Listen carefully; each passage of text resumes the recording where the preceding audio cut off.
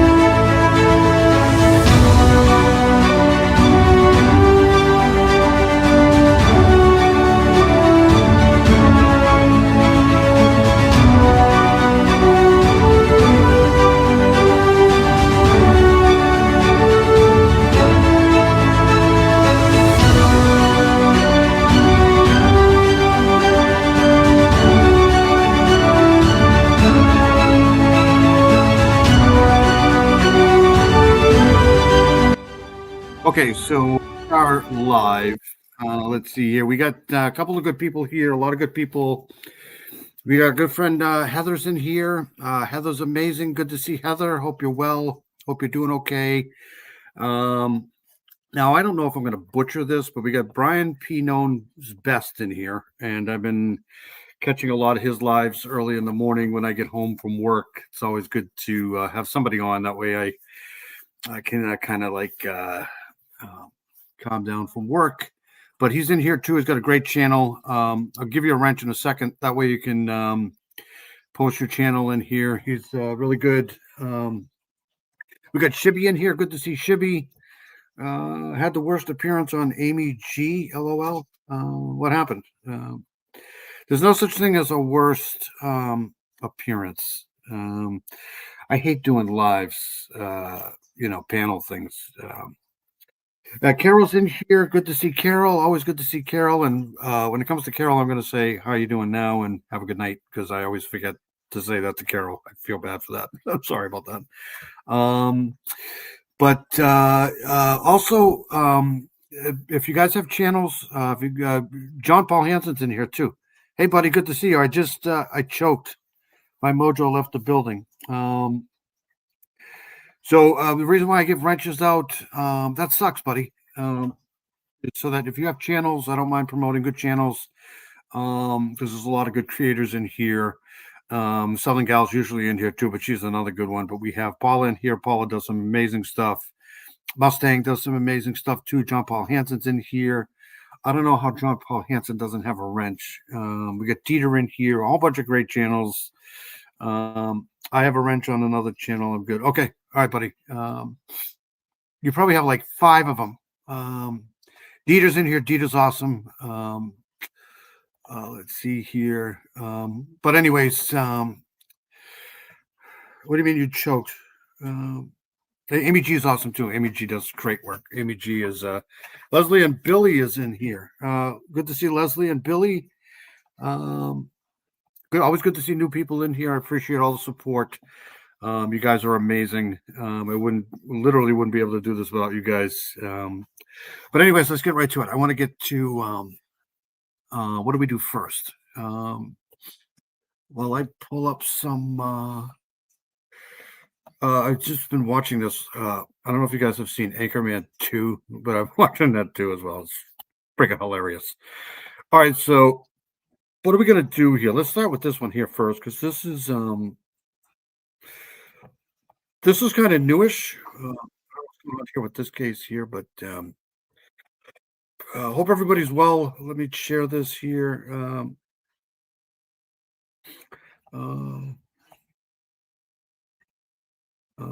Let's see here. Some of the stuff we go through tonight might be a little triggering if you have like if you're if Doodle's here, Doodlebug's here. Is that Doodle? Hey, good to see you. Doodles and Gray is here. So if you have like a sensitivity to some of this stuff, I apologize. Because there's some really wacky cases going on this week here for sure. Okay, so missing Louisiana girl found trapped in a box in a Pennsylvania basement. Now, this came out yesterday, I think, but I think there's more going on to this case than we think. So a Louisiana girl reported missing has been found safe in a Pennsylvania multi-agency investigation involving U.S. Marshals, Louisiana State Police, and the FBI. So the good news is that she's safe. So let's check this out here. This I just saw this tonight, so this is new to me. So bear with me here. So let's go. Louisiana News at 5 begins with breaking news. A terrifying. What the hell is going on with people? Missing Louisiana girl found trapped in a box. Discovery in Pennsylvania. A 13-year-old Louisiana girl missing for nearly a week, found alive but being held prisoner in a Pittsburgh basement. Good evening, I'm Sharice Gibson. And I'm Katie Moore. Federal agents say her rescue followed a multi-state hunt that started in Baton Rouge and ended more than 1,000 miles away with multiple arrests and serious charges. Whitney Miller following this developing and really sad and scary story tonight. Very sad, very scary. Court documents show the man accused of harboring the child met her on that popular social media app. Yeah, Mustang 65 is awesome. Been over there a couple times now. There's a John Paul Hansen's channel right there. Okay, good. Let me don't forget to remind me to give Brian Wrench here. Great stuff from him. All right, so here we go. Snapchat and took her across several states before she was found, according to the U.S. Marshals Service and an arrest affidavit. 26-year-old. Sorry. Found alive but being held prisoner in a Pittsburgh basement. Good evening, I'm Sharice Gibson. And I'm Katie Moore. Federal agents say her rescue followed a multi-state hunt that started in Baton Rouge and ended more than 1,000 miles away with multiple arrests and serious charges. Whitney Miller following this developing and really sad and scary story tonight. Very sad, very scary. Court documents show the man accused of harboring the child met her on that popular social media app Snapchat and took her across several states before she was found. According to I'm assuming that Doodles is Doodlebug, but I could be wrong. There's John Paul Hanson's music studio again. Guy's an awesome musician here. Great stuff. to the U.S. Marshals Service and an arrest affidavit. 26-year-old. It's also good to see, some new people in here. We got Leslie and Millican here. Good to see you. Thank you for coming in. I really appreciate it. We got, of course, Hebby's in here. Hebby's just an amazing freaking person. I haven't heard from Dee Dee today. Is she okay? I don't know if she had a live yesterday morning or not. Like I said, we lost power twice here. We lost power in the morning. I mean, it was pretty windy yesterday. It was lost power for a little while in the morning, and then, of course, around 12 or 1 o'clock, it woke me the hell up because my fan shut off. And once my fan shuts off, I'm awake. But we got it back, I think, an hour later. So. Keyshawn Crumity is charged with child trafficking, multiple counts of statutory sexual assault, indecent assault, and corruption of a minor. Investigators say the 13-year-old disappeared from Louisiana last week and was tracked. Oh, you're good, Doodlebug.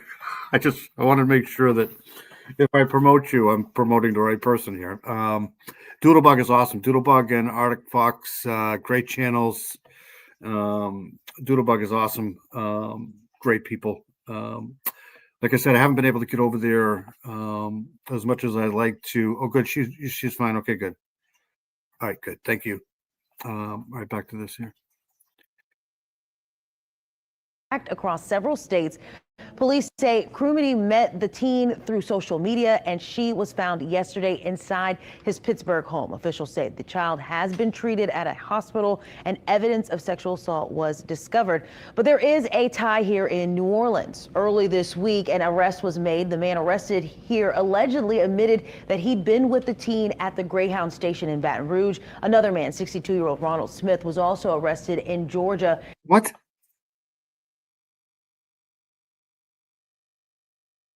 Ronald Smith was also arrested in Georgia. Did she say 62? Greyhound station in Baton Rouge. Another man, 62-year-old Ronald Smith, was 62 years old.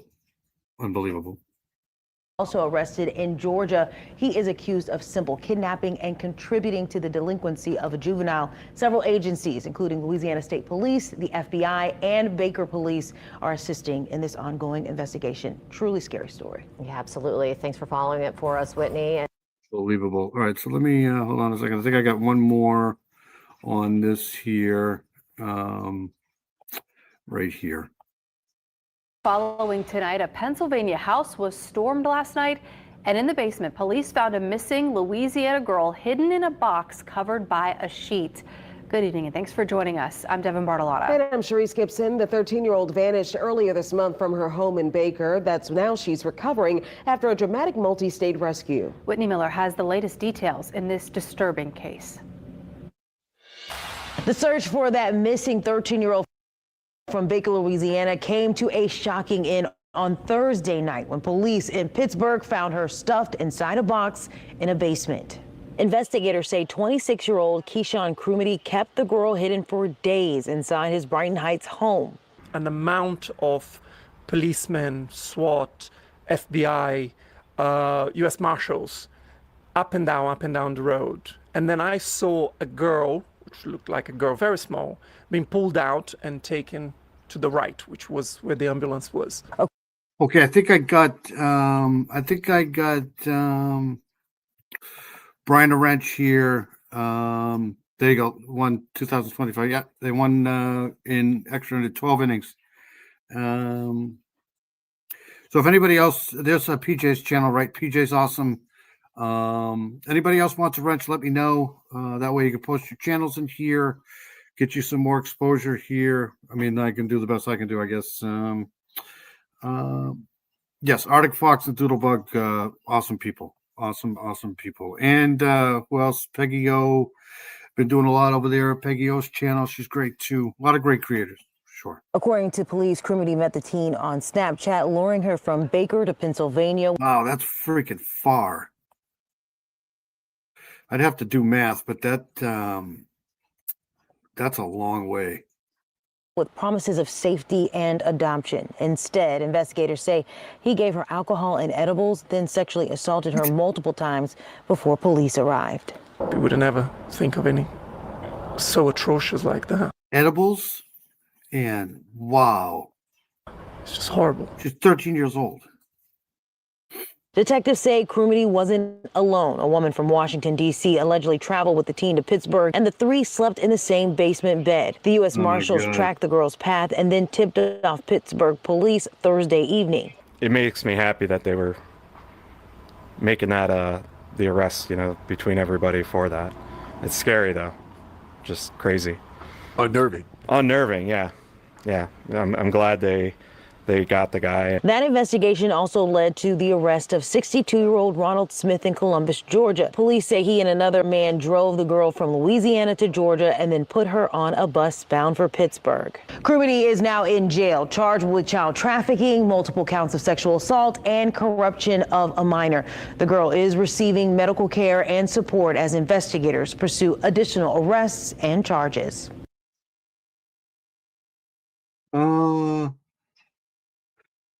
Is that Grandma Sherry's in here?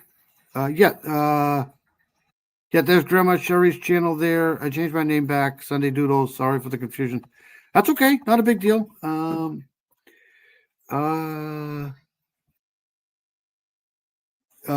Dee Dee and the Ash Show. Yes, absolutely right there. Dee Dee's amazing. All right, so that just sucks. That's a sucky case there. Hopefully she's okay. Obviously she's not. I do want to play this too, because this is kind of good news right here. Hold on a second. Yeah, this is okay. So this is the case of I believe this is Michael Monkey Vaughn here. Breaking news: the Fayette County prosecutors confirm unaliving and kidnapping charges against Stacy Wandra in the case of missing Fruitland boy Michael Monkey Vaughn, who's disappeared in 2021. You guys remember this case here? Pretty popular case over the past few years here. So she's being charged with all of these things here in this case. Let's check this out. Hold on 1 second. Back this up. News at 11 a.m. I'm senior reporter Don Nelson outside the Fayette County Courthouse. After 4 years, police are prepared to make an arrest in the case of missing Fruitland boy Michael Monkey Vaughn. A Fayette County Sheriff's Office lieutenant says Stacy Wandra. I always forget Minor Monsters too. Minor Monsters is amazing. She's one of my favorites. She's great. Awesome channel there too. Very good person. Is charged with first-degree murder, second-degree kidnapping, and destruction of evidence. Stacy was originally named a suspect in Vaughn's disappearance in 2022. No charges were ever filed against him in the case until today. Vaughn was 5 years old when he disappeared without a trace in July of 2021. Idaho News 6 heard from Vaughn's mother, Brandy, earlier this morning. In a statement, she said, quote, "Our family has mixed emotions. Yes, we are glad charges are coming. We want them to tell us where Michael is, period. We will let the justice system take care of the rest," unquote. Let's turn now to senior reporter Roland Barris, who is outside the home where Stacy Wandra and his then wife, Sarah Wandra, lived at. You guys remember this case here, the Michael Vaughn case? There's big fish, small ponds in here. Good to see big fish. Julie's guitar. I don't think I know that one. Peggy O is here. Doodlebug, it's me, Leslie. If anybody else wants a wrench, let me know. Peggy O's in here. Always good to see Peggy O in here. Who else? I saw somebody else tonight live. I forget who it was. Enlightened in the Dark. I saw it last night too. All right, let's get back to this here. At the time of Michael's disappearance. Roland? Yeah, that's right, Don. It was in 2022 when the home right there behind me was searched for evidence and the yard was excavated in a search for Michael's body. But investigators at the time said it was a, quote, credible tip from someone in the home that prompted the search. Has anybody heard from Barbara? I haven't heard from Barbara in a while. I hope she's okay. But that's her channel right there. That's Timmy's Legacy there. You know who we need to get a channel is Tracy. Stacey Wandro was serving time out of state during that investigation, and it was later revealed that he was behind the so-called credible tip, prompting the search. After a week of searching, no evidence turned up. Police at the time said they believed Michael was buried in the yard and then later moved. Stacey's then wife, Sarah Wandro, was taken into custody on a charge of failure to report a death. Her charges were dropped the following year due to lack of evidence. Leaked video later showed Stacey speaking on the phone with investigators, directing them to where Michael's body may have been buried. And he placed blame on his wife at that time for Michael's death. He was heard telling investigators that his wife may have moved the body when he wasn't home. Michael's disappearance was a cold case, of course, for years with little to no development. No Amber Alert was issued when he went missing because the situation did not meet all the criteria to issue an Amber Alert. Thank you for reminding me. I forgot to put my ticker on. Let's see. Yep, there's Arctic Fox. Thank you.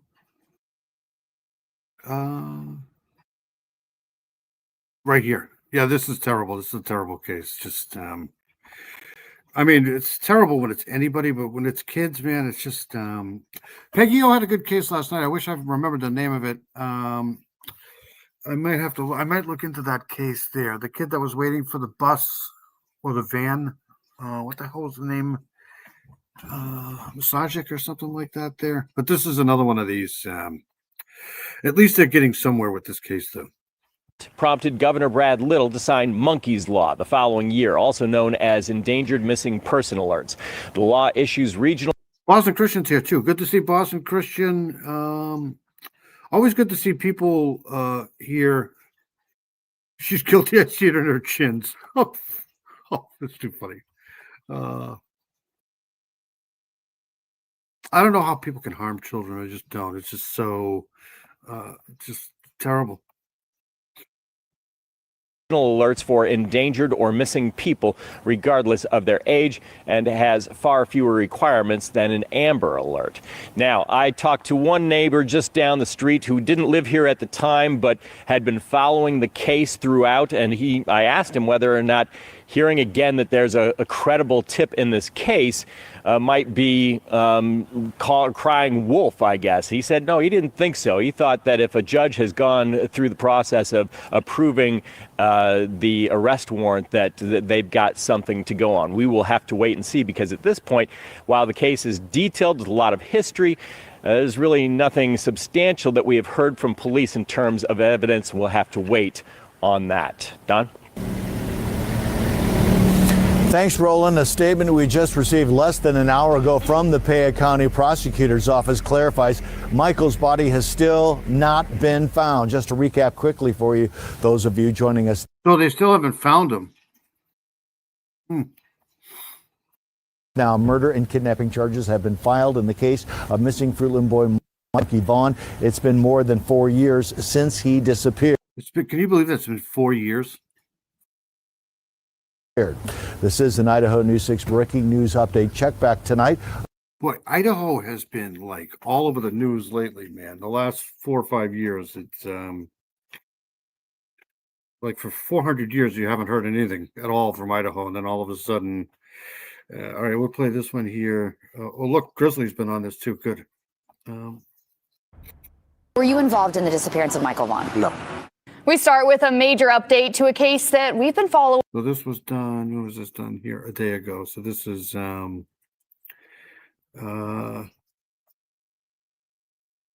more on this here. For several years. A warrant has been issued for Stacey Wandra, connected to the disappearance and death of Michael Vaughn, who was a neighbor at the time. Then 5-year-old. Thanks, buddy. John Paul's on top of it tonight. Thank you, buddy. Appreciate it. John Paul is awesome. Michael went missing in July of 2021 from outside his Fruitland home. Welcome to the news at 10. I'm Abby Wilt.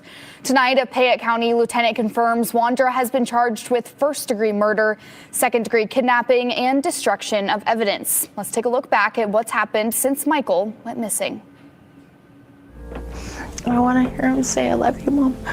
July 27th, 2021. The day then, 5-year-old Michael Vaughn disappeared from his Fruitland home. Every minute counts in these investigations when searching for a missing child. By fall of 2021, Fruitland police say Michael, who went by Monkey, was likely abducted. And we've received some recent leads that have put us out in the area again, searching more acreage. Almost a year later, in July of 2022, after receiving a tip, search and rescue crews started looking for Michael's body in the backyard of a home just blocks away from where he went missing. Although the remains of Michael Vaughn were not recovered, we strongly believe, based on evidence, that Michael was abducted and is deceased. In December of 2022, police announced Stacy Wandra. That's the name right there. Thank you, Peggy O. Dalton Mersargic.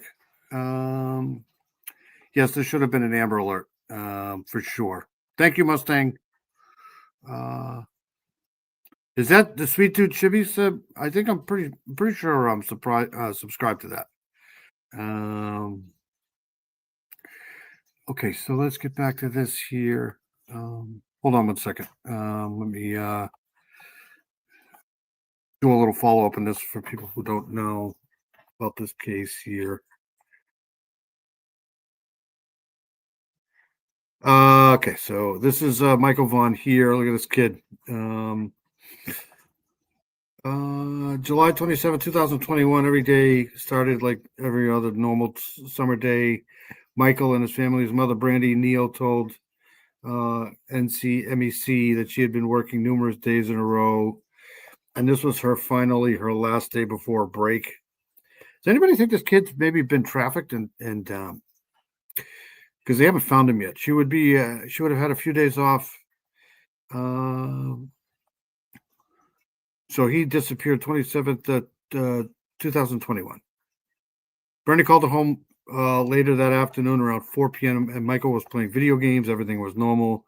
She didn't know at the time that a few hours later she would receive that call that would change her world.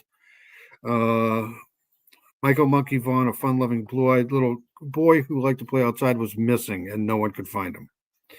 That's got to be the worst nightmare ever. Investigators say on the day Michael went missing, he was last seen between the hours of 6 and 7 p.m. These cases all kind of morph into one sometimes, so it's good for me to refresh my memory on these two. Soon after he was last seen, a countrywide search began. Photos of Michael circulated around Idaho and the rest of the United States. Countless searches were performed, but there was still no sign of Michael. They still haven't found him. In October 21, Fruitland Police Department announced they were going to ask for help in identifying a car that was seen in the area around the time went missing, and that was the Honda Pilot. That's the car there, I think. I don't know if does that look like a Pilot to you? Or maybe a 2018. It's always a white car, always. All right, so let's go back to the video here. Just wanted to catch up on that. Wait 2 seconds here. I got too many windows open. Right there. Okay. His ex-wife Sarah and 2 other individuals were suspects or persons of interest in Michael's disappearance. Never seen them. Never met them. In a video posted to social media and taken in November of 2022, Stacy told detectives via FaceTime where to find Michael's body in his backyard after claiming he watched his wife, Sarah, bury Michael there. Give me an approximate time frame it took her. I realize why I feel horrible tonight. The 50 chocolate bars I ate last night. Oh, shit. I don't think I could ever get sick on chocolate.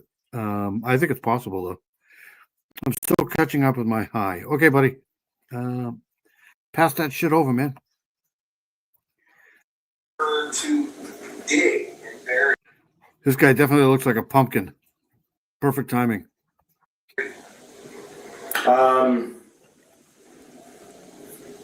I don't know, I'd say probably between a half hour to an hour. In the body camera footage recorded by police, he says he saw Michael's body. It should be a garbage bag. Okay, what color is the garbage bag? It would either be white or black. We only had two colors. Is the duct tape still going to be over his mouth? They should be. Okay. I didn't watch to take them off. Okay. So you should have everything intact as it was. In January 2024, Stacy told KTVB he knew nothing about Michael's disappearance and says he wasn't even home when Michael went missing. I just know that I wasn't around for any of it. Like I said, I've never even heard of this kid. I've never seen this kid. Never knew anything about him. Now, October 31st, 2025, Stacy Wandra is charged with first-degree murder. So she's being charged. Is that him or her? First-degree murder, second-degree kidnapping, second-degree kidnapping and destruction of evidence. Michael's mom sent us a statement Friday morning saying their family is filled with... This is just so awfully sad. I mean, this is terrible. Mixed emotions. She says in part, quote, "All we have wanted is for Michael to come home. Knowing that charges are coming forth to these monsters, we pray that they will finally tell us where Michael is. Michael deserves to be home with his family. We are here. We want justice. Michael will get his justice. We want Michael home, and we're never going to stop until we have Michael home." Oh, it's terrible. It's freaking awful.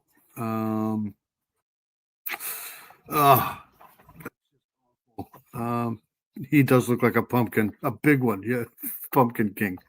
All right, so let's get out of this here. Obviously, I'll keep following that. I hope everybody's doing okay tonight. See here, which one do we do next? There's just too many freaking cases going on, man. It's just too much shit. Massive. Okay, so this one here. Hold on a second. I'm trying to get rid of some of these cases here that are can ruin roasted pumpkin seeds. Yeah, what's going on with Dino's OnlyFans? Right. So hold on a second.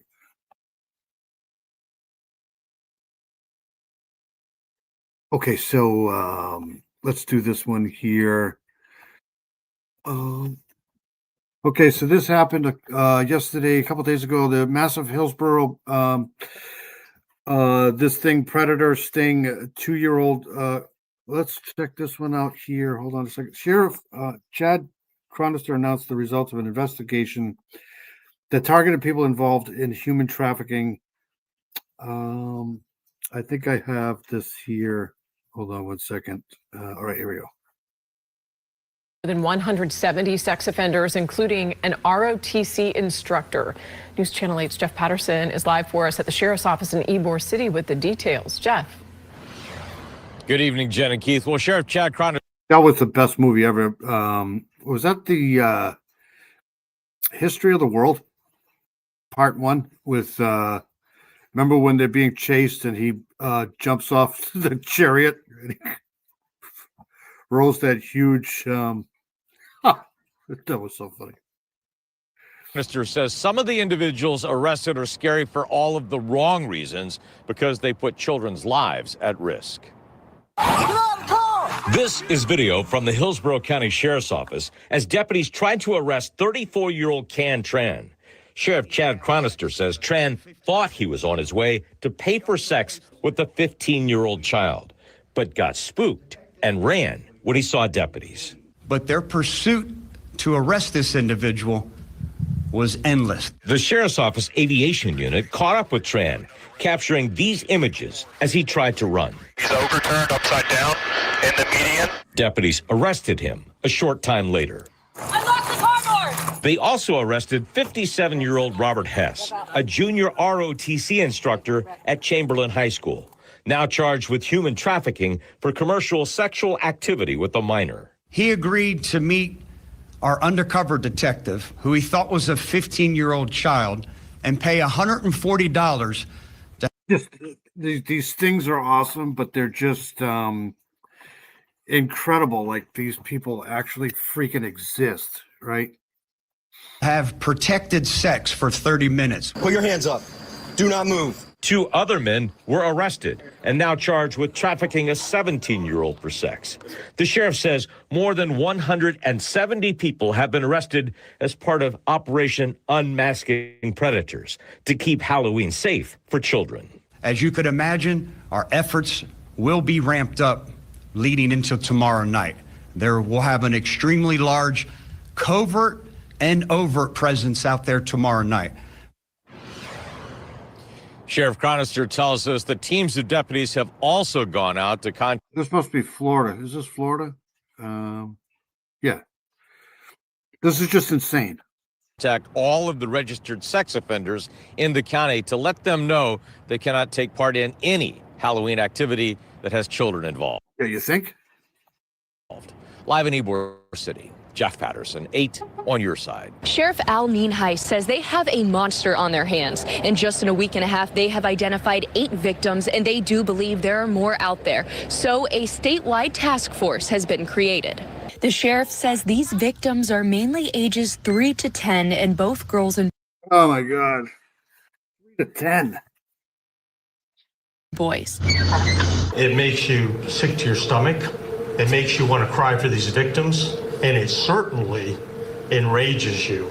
He believes Nathan Holmberg has been prowling the state for at least a decade in Hernando, Pinellas, and Pasco County, along with the Jacksonville area. And that this person worked as a babysitter or a nanny. We have information that he volunteered as a coach. Holmberg had a previous arrest and charge in 2012 for capital sexual battery. He pled guilty to child abuse and was sentenced to 5 years probation.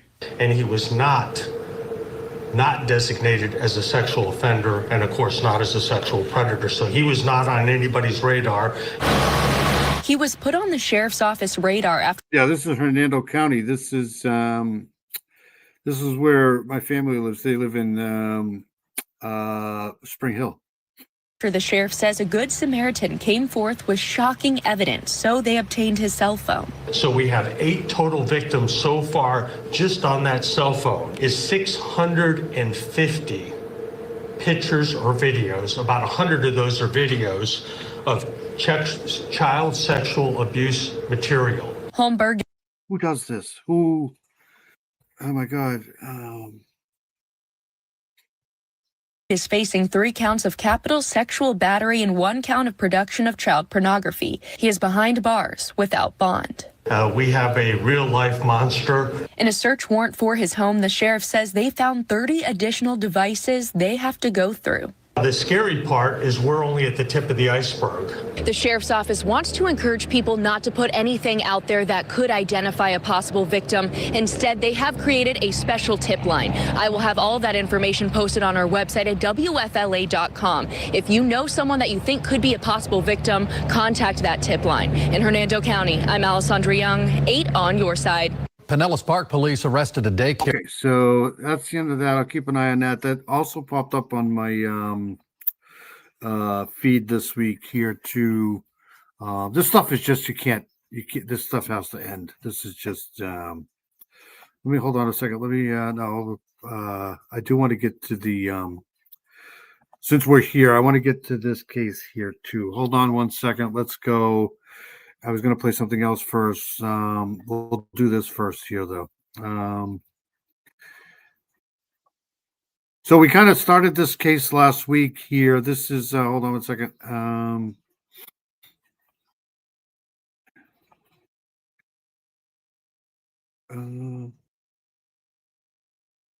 This is the case of Melody Buzzard here. We started this last week here. But I believe they searched her house, the mother's house. So new video shows police leaving the home of Melody Buzzard's mother, Ashley, with several bags of evidence related to her disappearance. The judge allowed Kimberly Sullivan, the Connecticut woman accused of holding. Oh, that's the other one we're going to play. Okay, hold on a second. Let's play this one here, and then we'll play the other one here. So this is the Melody Buzzard investigation here.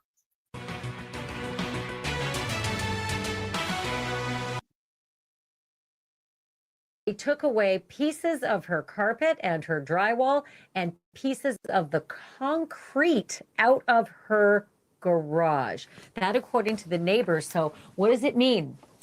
What does this mean? They brought her back in the wee hours of the morning, long after we were off the air last night. They took her out in these pictures, and then when it was dark, they brought her back. So, This is another bizarre case here.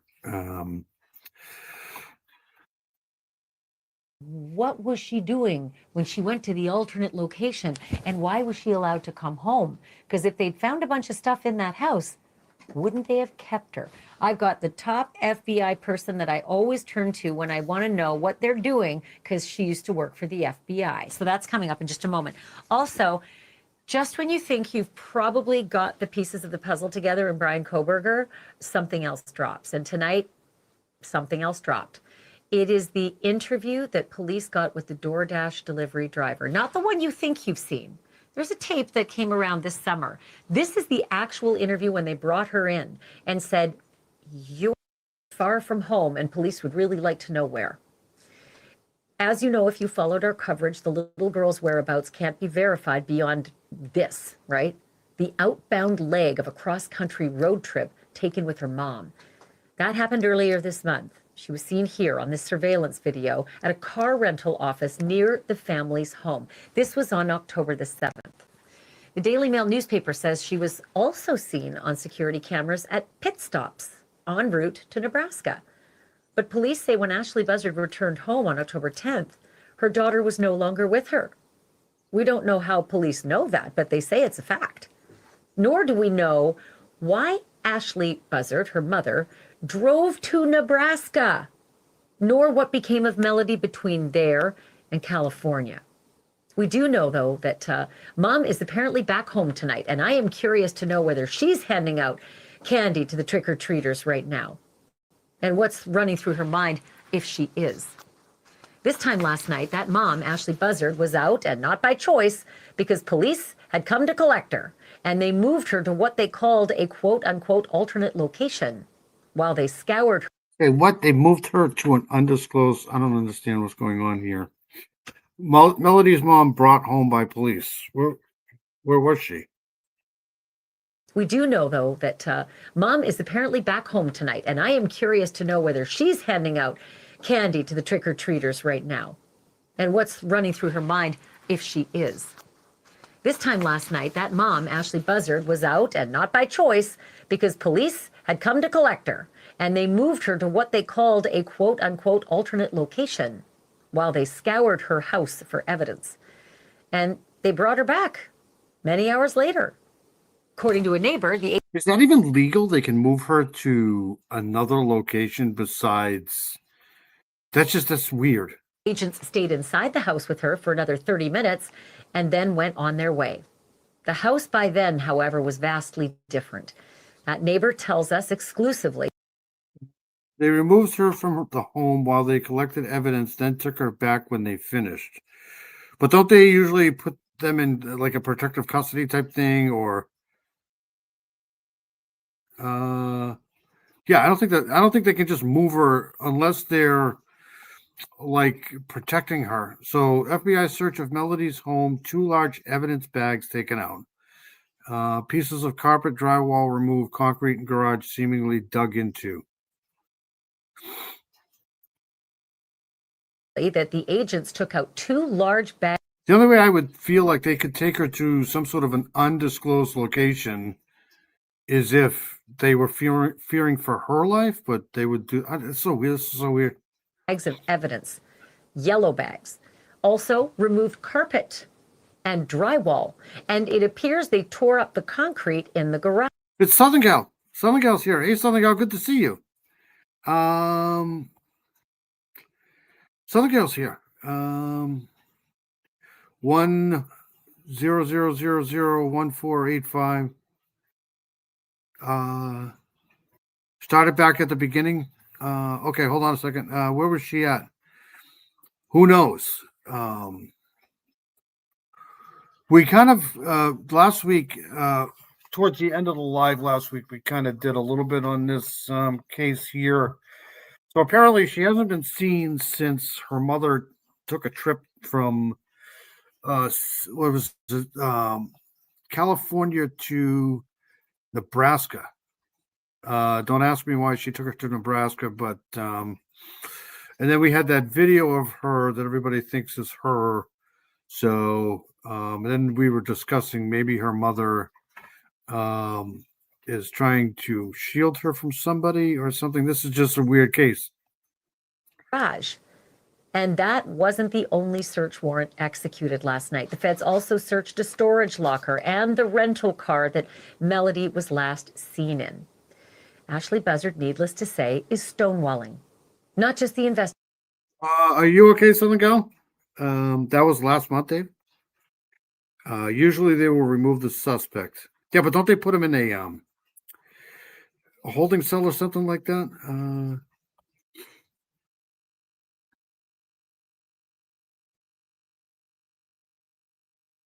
Investigators, but Melody's relatives on her dad's side. Her dad died back in 2016 when she was just a baby.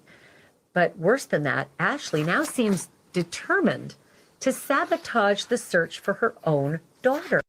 We miss Southern Gal. It's good to see Southern Gal in here. Southern Gal is absolutely the most amazing person in the world. She's got a great channel. I think she did a Halloween thing last night, Friday night. Was it Friday night? And I was trying to avoid all of the trees that were down Friday night. We got a really good rainstorm Friday night. And there were trees, limbs, branches, everything down everywhere. So typical night. Earlier this week, she was caught on camera ripping down her own daughter's missing posters from the front yard. Look at this video. This makes zero sense. My next guest knows all about what the FBI does when a child goes missing. And oh my God. Why do they always have her on? Agents start flipping a house. Jennifer Coffendorfer is a retired FBI agent and good friend of the show. Okay, Jennifer, so much ground to cover with you tonight. What's your reaction to the evidence that we know of? I mean, again, this is a neighbor witnessing this, but yellow evidence bags coming out, concrete being torn up in the garage, and drywall and carpet being ripped out of the house. Oh. Anybody else, you know. Well, it's really critical, Ashley, to understanding what they found in there. First of all, if they took those yellow bags, those are typically our larger yellow plastic bags. That tells me there was nothing biodegradable in there. You would never put biodegradable items in plastic bags. We're talking about electronics. Perhaps you replaced the electronics that they would have taken on the October 15th search warrant. Tools, possibly, papers, photos, indicia of that crime. That drywall and that concrete, wow, carpet, anything along those lines, you're looking at possibly something that would have been. They actually took her and she agreed to go, to me is very important. It showed that they. I wonder, like I said last week, I wonder if she's suffering from some sort of I don't know, maybe schizophrenia or something like that, and she's hiding her daughter, and that's why she's taking down these posters and stuff, because she doesn't want her daughter to be found. She's I don't know, shielding her from something. I don't know, this is such a weird case. They believe she would be unsafe to be around while they were doing this work. Whoa, wait, pull on that thread a little more. What does that mean? Unsafe to be around? You can't put her in the back of a cop car and see her reaction and record it all on camera? Well, you could, but again, this is somebody that is your star. I don't understand why they took her to just an undisclosed location. That just doesn't seem legal to me. But they did it. That's just weird. Witness as to where Melody would be. So if you're a good agent, you hopefully are trying to warm up to her, establish some sort of credibility with her, take her to perhaps a hotel or other location where she would be comfortable. And from all accounts, Ashley, she is not in her right mind. So you definitely don't want somebody like that going off being in a police car for hours. So do you think they would have told her, we're about to flip your house and carve bits and pieces out of the carpet and the wall and the concrete? I don't think they have to tell her that, but to take her, I mean, is she being charged with something? I don't understand what's going on here. This is weird. Or do you think they would have said, come with us for a chat, and said nothing else? And then she would have come home to see what had happened when she went for that chat. I think that they told her during the chat that they were going to tear her house up, if you will, that they're going to leave no stone unturned. And you really can't. Look in the BTK case. Remember those items that were found later, many years later, that were his souvenirs of the crime? Not that this is a serial killer, but a man. Remember last week we saw one of the relatives go to the house and she just completely didn't want to be anywhere near that relative. She just went back inside. She didn't want to have anything to do with her. I do have another one too that I can play. Hold on a second. I'll try to find it. Imagine if she did harm Melody, she might want to keep trinkets or something around hidden that would remind her of Melody. Okay, let's talk a little bit more about the electronics. You touched on it briefly at the top, but I'm always fascinated about, the trail that the electronics leave these days is just like chef's kiss for investigators, right? Generally speaking, you're not talking about criminals who know much about what they're doing, even if they've. Let's get rid of her. Hold on a second here. I just can't do her. I can't do, hold on a second.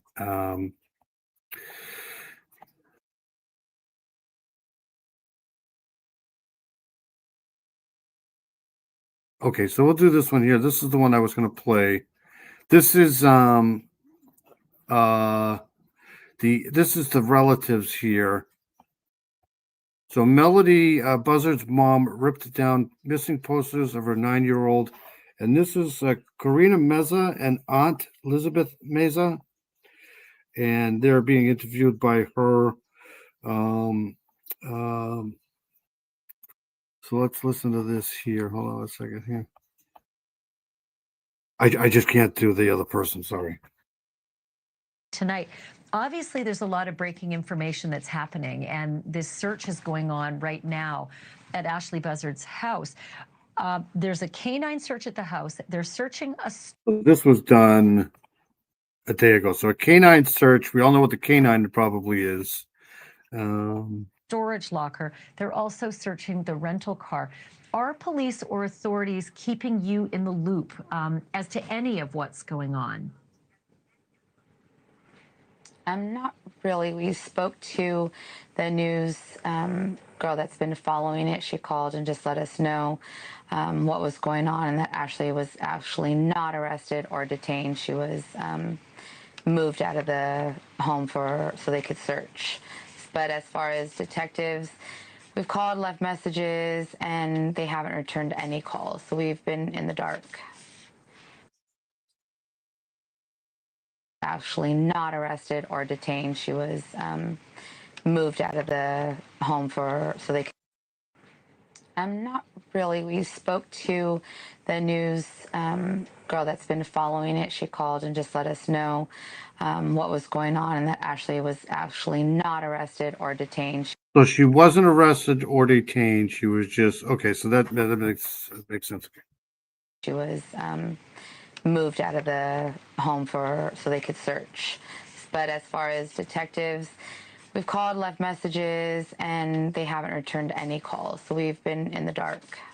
Yeah, they're not going to tell the family anything. Literally, she should just get a lawyer. So what do you make of this imagery that we've got now? The FBI is there. So I'm wondering if they didn't arrest her and they didn't detain her. if they just moved her out of the house so that they could search, if they read her rights. Probably not. We've seen plainclothes police officers showing up and taking her with a packed bag in a van. Do you have any idea what might be going on here? No idea. I mean, they must have probable cause to, be searching, obviously. Maybe she said something. I mean, I don't know. It's all speculation at this point. We're just waiting for her to let us know where Melody is so we could bring her home safe. I mean, that is the goal of everyone. The police who are working on this, the neighbors who are keeping an eye on what's going on out in front of that house. There was that other video that I just played early on about showing Ashley Buzzard taking down all of those missing child posters that were out on the front front sidewalk out in front of her house. It just breaks my heart to see video like this, and I can't imagine what this is like for you guys. Yeah, it was extremely hard to watch that because, I know my niece went out there, my mother-in-law and family members, and put signs up there, not only for the community to see it, but for Ashley to remember, that you have this beautiful daughter and we want her back, we want her safe. And for her to just rip them down like they didn't mean anything, it's heartbreaking.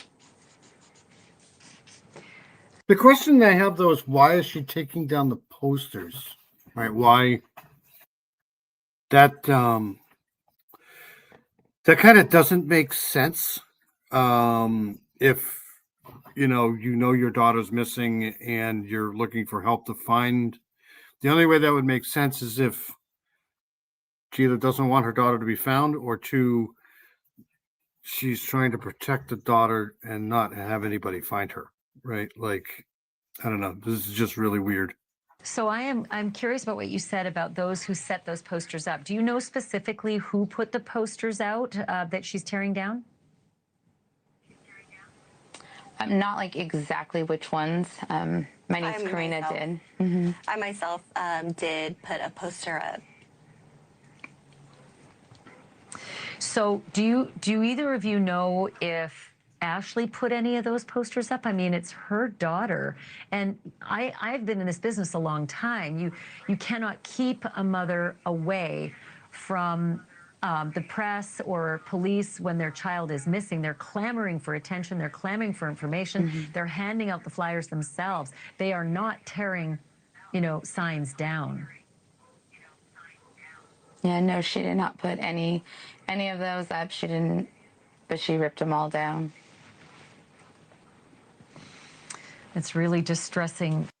It's not like she's throwing them out either. She's just bringing them inside, right? Like, to see that. And again, here's this other video of the van showing up with the officers. Are the neighbors able to give you any further information about what they could hear? Because you can see some of the neighbors out front there, and they're sort of within earshot of what's happening. Were they able to shed any information about what happened when these officers? Well, I'm going to just call them what appear to be officers, because we don't know for sure if they're officers. But did you hear anything about what? Yeah, they must know something, because last week we did the whole it's far from where she is, and it was in Santa Clara or forget where, to Nebraska, so that's far. But they do have the video of her, Melody, at least we think that's her. I don't know. This is weird. What was said? Like the conversation that they had with her? Well, either the We didn't conversation hear they had with anything. her, or could anybody hear out on the street or the sidewalk what these officers were saying when they were on location? No, I haven't heard of anything, what they were talking about or to her. No, they wouldn't. The officers wouldn't even respond when they were asked what agency they were from. They wouldn't even respond to the question. And no one could overhear what was being said to Ashley, either as they were arriving or doing this, taking her out? Not that I'm aware of. Mm-hmm. So, Corinna. I wonder if I can get that PCA. And Elizabeth, let me know about the past, because this is not the first time that that Ashley Buzzard has had troubles and has had Melody taken away from her. Can you walk me back to those days and what happened, when it was, and what the circumstance? That's what I'm saying. She might have some sort of paranoid schizophrenia or something, or where she feels like people are after her, or maybe after the daughter, or Were when Melody was taken away from her? Can you walk me back to those days and what happened, when it was, and what the circumstances were when Melody was taken away from her? I'm not sure on the exact reasons why she was taken away. I can only speak on when I talked to Ashley previously on why her other child was taken away. But as far as why Melody was, I'm not sure. I was told it was because she attempted suicide and her mental state was completely unstable and it was just declining. And so that's why she was taken away. But that's what I was told. And Corinna, as her sister, says. So we know she has mental health problems because this has happened before. It's got to be so heartbreaking. I think I've read accounts in the past that you have made overtures, you've knocked on the door, you've asked if you can help, if there's something that you can do, if your sister Melody has everything she needs. Can you walk me through some of those experiences? Yeah, so I just been trying to make contact with Ashley. So this is the sister here. This is the one that walked up to her door, and Ashley was kind of moving around from the house to the garage, and then she saw the sister, and then immediately went inside and didn't even talk to her. So there's either some sort of an issue going on with her and the family, or she's just got some mental issues going on, and she doesn't want anybody to know where her daughter is. To get answers and hoping that she would tell me something as to where Melody may be or if she's okay. Poor kid. It sucks. And did you get any kind of response at all? No. What happened when you knocked on the door? Would she actually come to the door? Would she talk through the door? Would she open the door? Describe for me what your interactions were like. So there was one interaction that I did have with her. Going to the door, I was knocking. I waited. So this person right here, Karina Meza, is her sister. For her to come out. I was probably there for about 30 minutes. She finally came out to do the laundry, and that is when the news reporter caught it on camera that I went and spoke with Ashley. I don't know. It's possible that the DCYF or whatever, child services or something like that, but it's usually not good when there's a history going on. Asking her if she's okay, if Melody's okay, if there's anything I could do for them. Well, that's what I'm saying. It seems like she doesn't want to talk to her family. So maybe there's something going on in the family where the mother doesn't feel like her daughter's, but the fact that there's some sort of a history here is telling me that maybe, I don't know, I have no idea. She did not answer any questions regarding Melody, only to let me know that everything has been hard on her and her mental health, and that she didn't appreciate all the attention she's been getting, and the fact that I was there and knocking at the door when she didn't want to answer. Did she seem hostile towards you? No, she. Well, here, this is her. This is Melody Buzzard, October 7th, 2025, Lampa, California. So wherever this is here, I think we did the map last week to where Nebraska is, where she went to Nebraska. It's far. It's very far.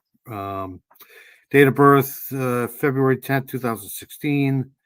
Brown hair, 60 to 100 pounds. Brown curly hair, 4 feet to 4'6". 4'6". Melody's appearance may have changed since the photograph shown above was taken. Doesn't really have like much emotion. Like very just straight face, like no emotion at all. Elizabeth, this notion that Ashley took Melody, if the surveillance pictures are what we hear they are, and that is that they're at a car rental agency in California, and that car drove all the way to Nebraska and back. Do you have any idea if... See, this is the video of her that we saw last week. I believe she's walking into a store here. And they're thinking that this is her. The nose is pretty close for sure. But I don't think from this image here you can conclusively say that this is her. Only people that know her would be able to, I don't know, confirm this is her or not. Ashley Buzzard has a connection to Nebraska, or if her daughter, and I can't imagine this at 9 years old, Melody has a connection to Nebraska. I think the father died young. Hold on a second here. Any idea if Ashley Buzzard has a connection to Nebraska, or if her daughter, and I can't imagine this at 9 years old, Melody has a connection to Nebraska? No, I have no idea. I mean, talking to her in the past, she never mentioned Nebraska. She never mentioned very much family or friends at all, actually. So when we heard Nebraska and Kansas, that was like shocking to us because she never talked about any other family. Nebraska and Kansas? Besides her mom and her daughter. And they're both local. So, no. Well, not suggesting that. Have a good night, buddy. John Paul is taking off. Have a good night, buddy. It's always good to see you. Hey, anybody know what became of that girl who was in the guy's trunk? He was a singer. David? Not sure. It's a good question, though. Good night, John Paul. Have a good week, buddy. John Paul's awesome. That this is the reason, but it is a hub for trafficking, human trafficking, sex trafficking, and that would make me think that the police would be knocking on your door, asking as many questions as they could about what you know about Ashley Buzzard and a connection to Nebraska. Have they been asking you for whatever information you might have about this woman and her daughter? No, I talked to a detective probably about 2 weeks ago, and it was very brief, and he said he would keep us posted. And I actually called the Omaha Police Department to leave a message because I was getting tips sent in to me, so I had wanted to forward them, and nobody has responded either. My mother-in-law has gone down to the detective, the sheriff's department, to try to speak with them, and we're getting no replies at all. So you got tips that people sent to you, and you tried to give them to the local police who are searching for Melody, and they weren't interested? Not that they weren't interested, they're just not replying. Like, you leave them. I have to tell you, this is one of the most bizarre cases I think I've seen in a while. We're getting nowhere here, right? These are, hold on a second. These are, the people talking are relatives, right? There's no such thing as, that they know of anything in Nebraska. or Kansas. Now there's Kansas involved. The mother's taking down posters of her being missing. They've raided her home basically. She's not under arrest. She's not. This is just freaking weird.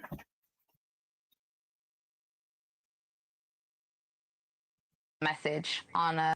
Sorry, I just had to stop because it's just mentally exhausting here trying to figure out what could possibly be going on here. A voicemail, and I haven't heard back anything. Wow, no follow-up. All right, well, Corinna and Elizabeth, thank you so much for spending time with me tonight. We are all praying that there's a safe return of Melody, your sister, your niece, and we'll stay on this as well. And I hope you'll join us again as we continue to watch what's happening in this search and what they. I mean, I think it's highly possible that the mother just dropped the child off and left. Literally. I don't think I've ever told you, but you truly... I look like your uncle? I hope that's a good thing. It's probably not. Hold on a second here. There I am. Hold on. I didn't take my mask off. I keep it on year-round. If FBI tears up your house and doesn't arrest her, that's telling. No, exactly. I don't know. I honestly think it's very possible that she just drove somewhere, dropped the child off, and then took off, like just abandoned her. I think that's because did we have, according to whatever, they have a video of her walking into that store. So I don't know. Let's hope that's the case anyways. Other than that, I think it's not going to go well. All right, to finish this up. Did we finish this up yet?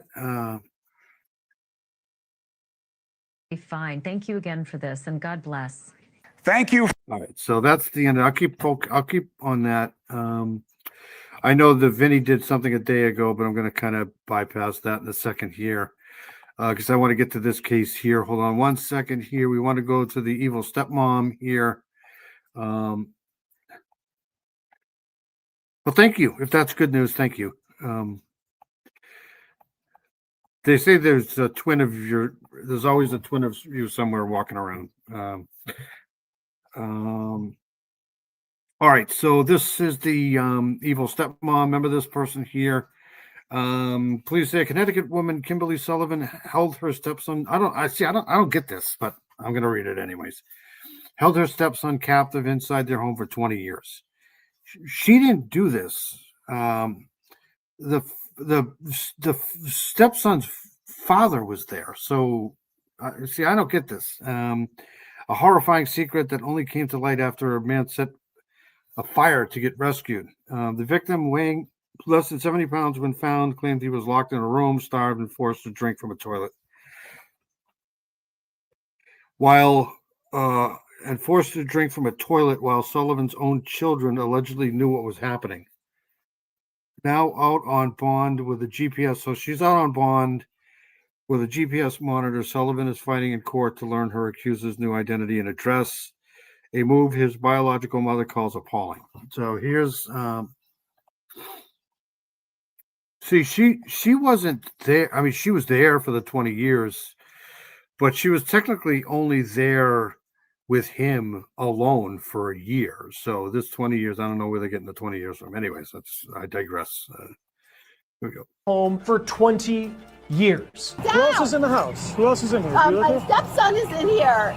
Police say that man was freed after he started a fire inside their home in order to get first responders to arrive and to save him. Now, Kimberly Sullivan, the victim's stepmom, is making some bold requests in court. Her stepson's identity has been hidden from court records and from the public, but she's demanding that protection be taken away. We're on the case presented by Law and Crime.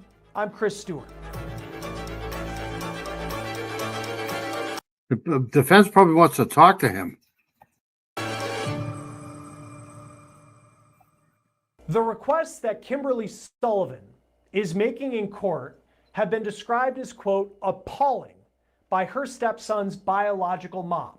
This is video of Kimberly Sullivan in court today for a hearing in Connecticut. Her attorney has made several requests that were heard in this hearing, and that includes a request that Kimberly Sullivan's stepson's identity, who she allegedly held against his will for 2 decades, be made public. Now, according to the New York Post, the victim's biological mom called that request appalling. So much of this story is about the secrecy of what was allegedly going on inside that house on Blake Street in Waterbury.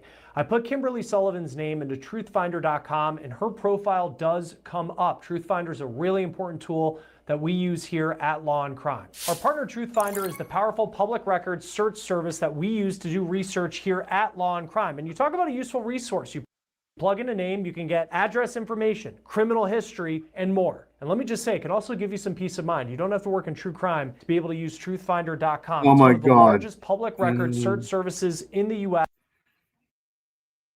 All of this was uncovered when authorities responded to a house on Blake Street in Waterbury, Connecticut. It was a house fire at Sullivan. Yeah, that's the thing. His biological mother gave the father custody.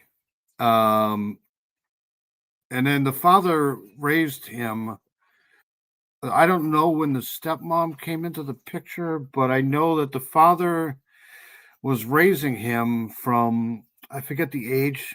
But then the father died the year before this guy here started this fire. So I don't know how they're charging her with keeping him in the house captive when she didn't have any custodial. I mean, he could have left whenever he wanted to. He's 32 years old. I don't know how the living arrangements were, what the father left. I mean, it's just so weird. They're charging her for this. Home in February, and they found her outside the house. Come down, come down. Come on, down. Who else is in the house? Who else is in here? Do you live My here? stepson is in here. How many I'm trying to other help people? him out. Listen, That's if it. you I want have 2 cats. Everybody's out? Yes. But your stepson's still inside? Yeah, he's right here. Okay, yes. come out. Come down the road. Come on, come on. It's not safe to stay here. Come on. It's All right, not here safe he to is. stay All here. right, my dog is Come on. shaking. I know. Come down here. In the body camera video, you can see police carrying someone to an ambulance. Got one victim right here. That victim is a man who wants to be called S. He is now 32 years old, and when he was rescued earlier this year, police say he weighed 68 pounds. Now, he released a statement weeks after his rescue where he said he is now doing better and recovering, but you have to think of the long road ahead for that man when it comes to getting his health back. He did say that he... Yeah, but he wasn't, he wasn't a child. He was 32. And I know maybe I'm sounding kind of not caring, but, if, she's not really responsible for him at all, really, to be honest. I mean, whoever put the locks on those doors is responsible for keeping him in there. But she's kind of just like a stepmom. She's not really responsible for him and his well-being at all. He started that fire because he wanted first responders to get to that house and get him out. Now, since emergency responders took him from the home and he's been... Yeah, there were locks on the doors, but I don't know who put those locks there. And I don't know. It's just weird how they're charging her for the 20 years. They should be saying just 1 year, because the 19 years before that, he was, I don't even know about that because he's 32. So it's, I don't know. It's just a weird case. Recovering, he's changed his name. Maybe she had nothing to do with it. Maybe she didn't even, she's living there, but I don't know. It's just so weird. He's been going by S publicly, but as far as his first and last name, that has been changed. Where he lives, those are all pieces of information that the state of Connecticut wants to remain confidential. Now, S's stepmom was arrested weeks after the fire on March 12th. Kimberly Sullivan faces charges, including assault in the first degree, kidnapping in the second degree, and unlawful restraint in the first degree. Let's get into the allegations of what S says Kimberly Sullivan did to him for 20 years. They're allegations that are difficult to comprehend. They're chilling to listen to. And before I get into the disturbing details, I want to be clear that Kimberly Sullivan and her attorney say that she is completely innocent. S says he was 11 years old when Kimberly Sullivan pulled him out of public school in Waterbury, and he just fell through the cracks. He was not heard from until February when the firefighter... That's horse shit. That's bullshit. The CDC was there. This is case. Responded to his home for that fire. Now, even though he says the school's administrators and teachers told the state of Connecticut that they were concerned about S's treatment while he was in school, DCF visited twice. Social workers didn't find enough problems in the home to warrant removing S from it. Why is that her fault now then? He's living with his father, not her. So weird. Now, what S says was actually happening was Kimberly Sullivan allegedly keeping him locked in a room sometimes for the entire day. She would allegedly only feed him small amounts of food and give him just a little bit of water. In court documents, S told detectives that some of his earliest memories, it was actually sneaking out of his room at night to get food and water. But when it was found that he was doing that, he says he was locked in his room. He recalled drinking from a toilet because he would only get 2 cups of water a day, and that was really just the beginning. Waterbury police, after the fire and after Kimberly Sullivan's arrest, released... He's 32 years old, he's 21, 22, 23. I don't know what the legal in Connecticut when you're an adult, 18, 19, 20. He can just go. He can just leave. This is weird. And his father was living there. So, I don't know, it's such a stupid thing. This is, this looks awful for sure, but,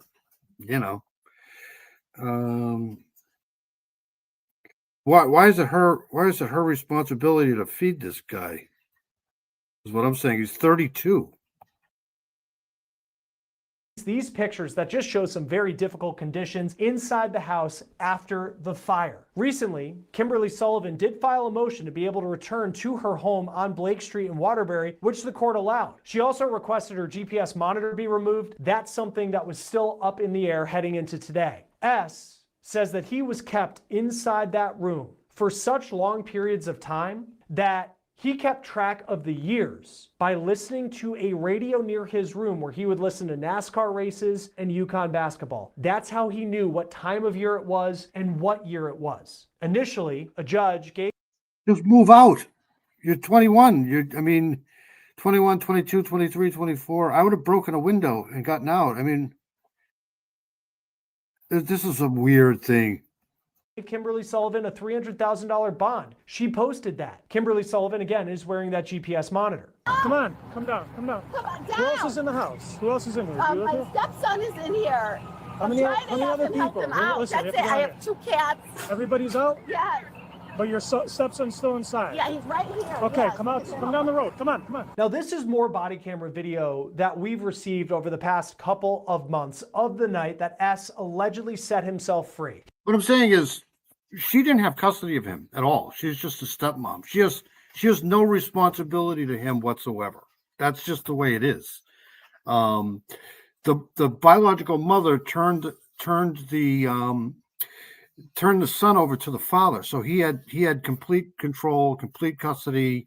So it's if anybody's at fault, it's the father. He was there for until this kid became an adult, and then he dies a year before all of this stuff happened. It's the father's fault, not this woman's fault. This woman was probably just living there. She probably doesn't know. He claims, again, that Kimberly Sullivan locked him in a room inside their house, sometimes for 22, if not 24 hours a day. This is the body camera video that we have of police speaking with S in the ambulance, but as you can see, it's been heavily redacted and we can't hear what they're talking about. But when the conversation ends, the audio comes back and you can hear officers react. I mean, did she threaten him, like saying, if you leave your room, I'm going to shoot you, or if you leave your room?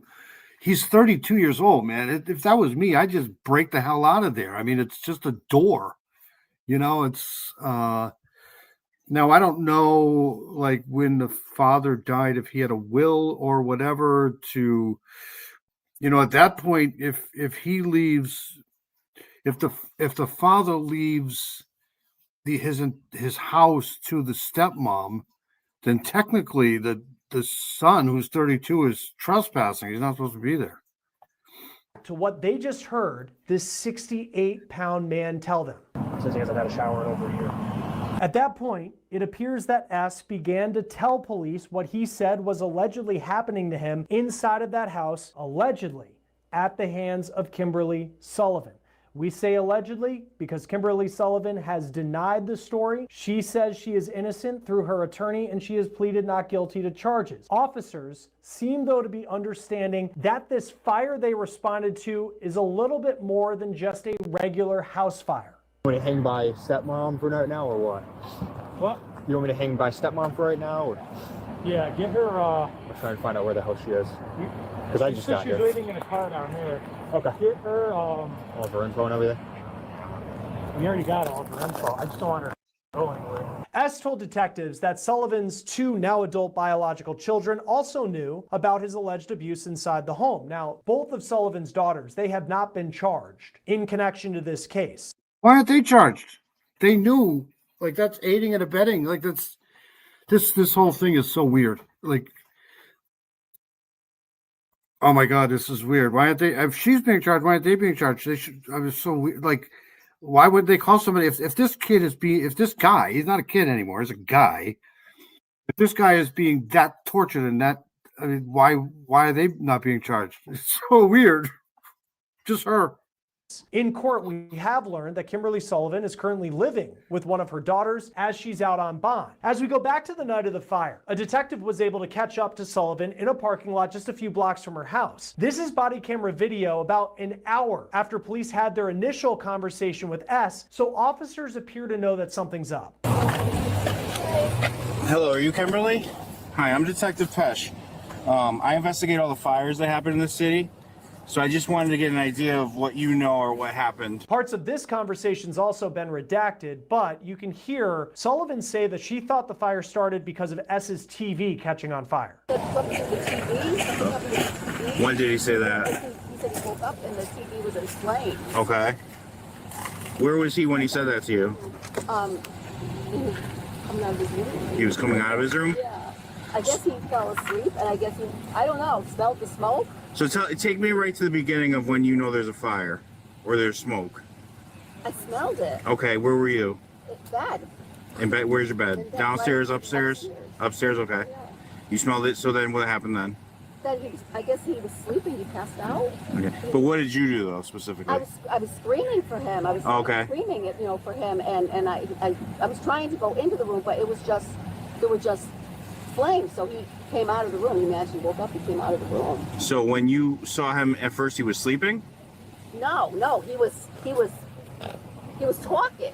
This is why you get a lawyer, because these detectives will ask you questions that almost get you into trouble, because that's not what she said. But the detective put in her mouth something that she didn't say, and now she's got to kind of correct that. I'll play it again if you want me to, but that's not what she said. Okay. But he said that he couldn't come out of the room because there were flames. Okay. And I was standing like back because I could see them, and I said, just come out. And he couldn't get out because of the flames? Right. I said, just come out. Just come out. Okay. Just come out, Did he run through him? I guess he did, yeah. Okay. I guess he did. Was the door locked in his room or no? No. Okay. Is it normally locked? No. Okay, it's normally open? No. Yeah. And he has free reign to go out of there whenever he wants? Yeah. Okay.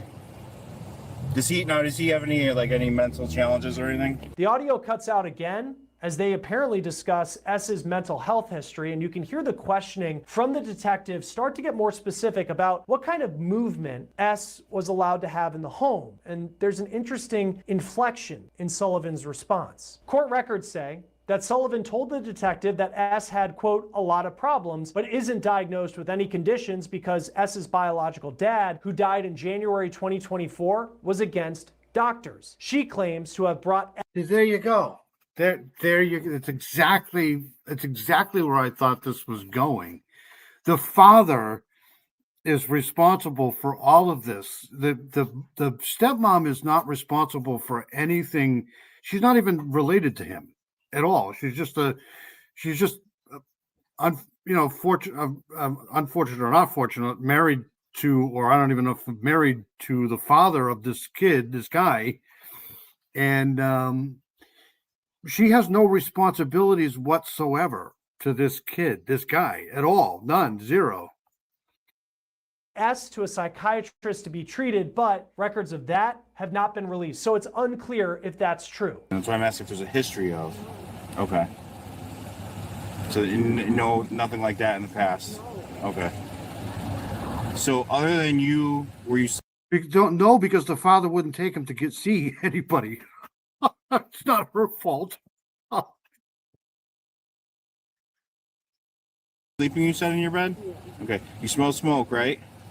You get up, you go to his room, right? And you're screaming. Screaming, yeah. He must have been sleeping and just, I don't know, just okay. Didn't realize until it was actually happening. Yeah. Yeah, okay.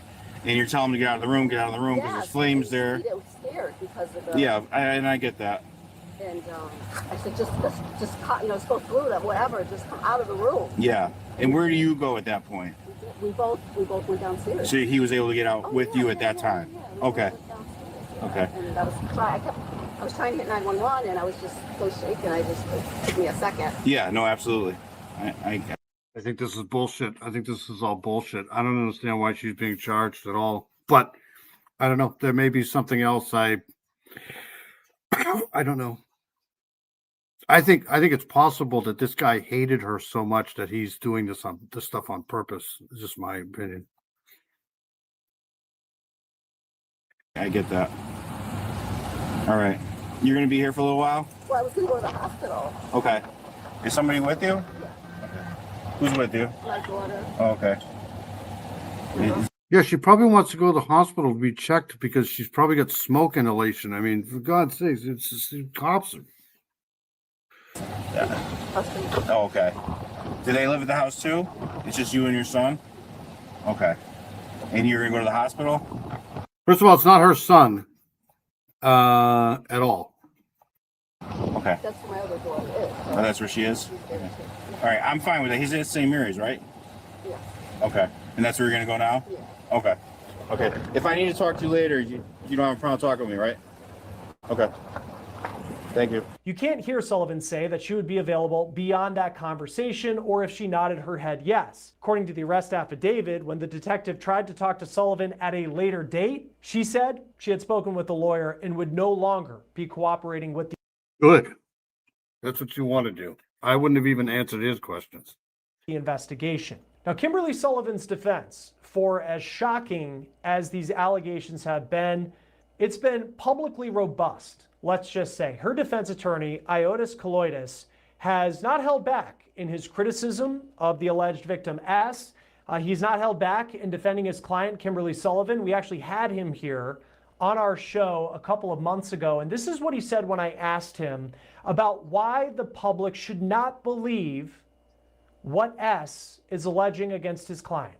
I don't want to sound like the bad guy here, but I think that he's 32. He's not like 6, 7, 8, 9, 10, 11, 12, 13, 14, 15, 16, 17. This kid is an adult. He's 32 years old. A year before he was 32 years old, his father died, and now he's been living in that house for a year, right? And they're blaming her for this? That's bullshit. Bullshit. right now, those are just one person's allegations. And what I can tell you, having done this more than 20 years now, is a lot of times these allegations fall apart. There are problems with the story. And unfortunately, I can't get into all those details now because a lot of this is ultimately going to come out at trial when certain people take the stand through cross-examination, through the introduction of our testimony from our. I think he had those typical things when if you're a kid and your mom basically your biological mom kind of basically abandons you to your father, and then you live with your father and your father gets remarried and you get the stepmom. It's that resentment, right? And he's had that I don't know, I wasn't there, I didn't live there, but to me that's what's going on, because she has no responsibility to this 32-year-old at all. Zero. Our witnesses and our experts that we anticipate. What I can tell you is I've had extensive conversations with my client, and she disputes the claims. She says it didn't happen. And, so I understand the whole world wants to believe the claims that are being made by her accuser, but I think those claims need to be examined critically. It's not enough to say, I was locked in a room. Look, there's a lock on the outside of the door, and then nothing more. And that's what we're really going to do throughout this process and at the time of trial. And that brings us to what happened in court today. A judge ruled that Kimberly Sullivan is going to get access to her stepson's new name and address to prepare for her defense, which is a win for Sullivan and her defense team. The judge decided, though, she will need to keep her GPS monitoring device on. This is according to News 12. Joining us now to talk more about this. Right, so I'm going to keep an eye on this here, because this I think this is a big scam. I do. It could be just me, but I think it's a scam. I really do. I think that this kid, this guy, anyways, I feel bad for him because he's probably got mental issues, and the father never addressed it because he didn't like doctors or whatever. So, I think this. If you were locked in a room from the age of, would you have the cognitive? Yeah, but all I'm saying is, she probably wasn't there. The father had control of this whole house. It wasn't her, it was the father. So, she's just a stepmom. She's just the stepmom, the whole thing. The father was the one that probably locked him in the room and wouldn't let him out. I mean, you can't prove it was her. So the father was the one that was there the entire time, and he has complete control of her.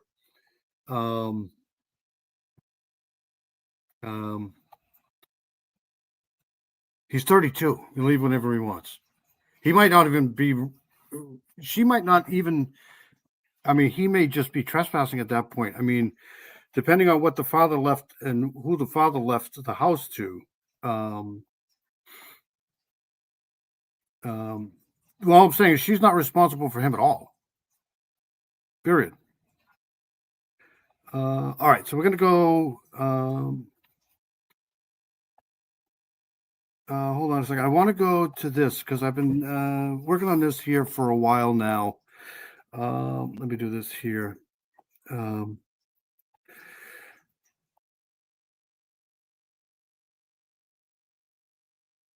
Yes, we have a duty to report an 11-year-old being locked up, but the father should have too. And the father is basically the one that has the custody. So what I'm saying is, from the age of 11 to 18 or whenever, 31 until he died, he's in control of the son, not the stepmother. So they should be charging him.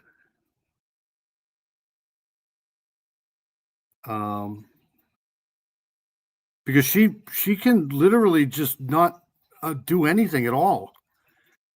I mean, the CDC's been there.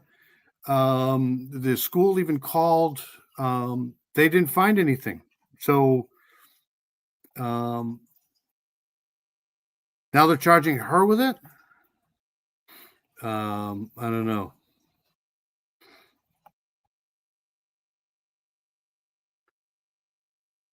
For one, I want to know what kind of lock it was, and two, I want to know who put the lock there.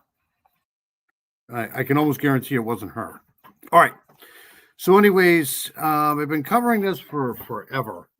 This is part of the Connecticut River Valley killer here. And they came out here again. First of all, last year there've been huge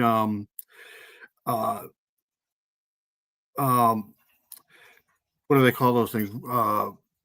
Picketing things outside the state here in New Hampshire to get a cold case unit together to go over some of these cold cases in the state that have been kind of just forgotten about for years and years and years. So anyways, this year here's the first year that they actually have a specific cold case unit for just cold case units here in New Hampshire, and it's been a pretty good thing because they've been doing a lot of work. A couple of weeks ago, a month ago, so we did the Bear Brook murder things here in Bear Brook State Park.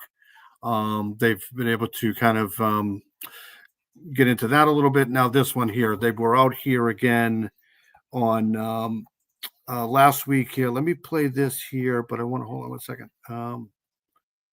We can get rid of Michael Vaughn. We did Michael Vaughn. Hold on one second here.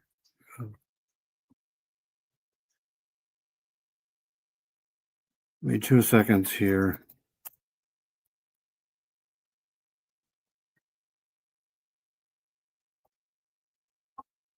Oops.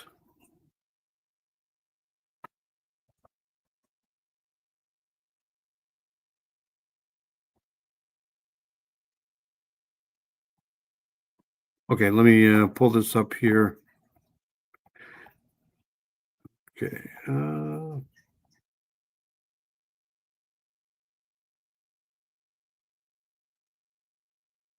Okay, so I've done this for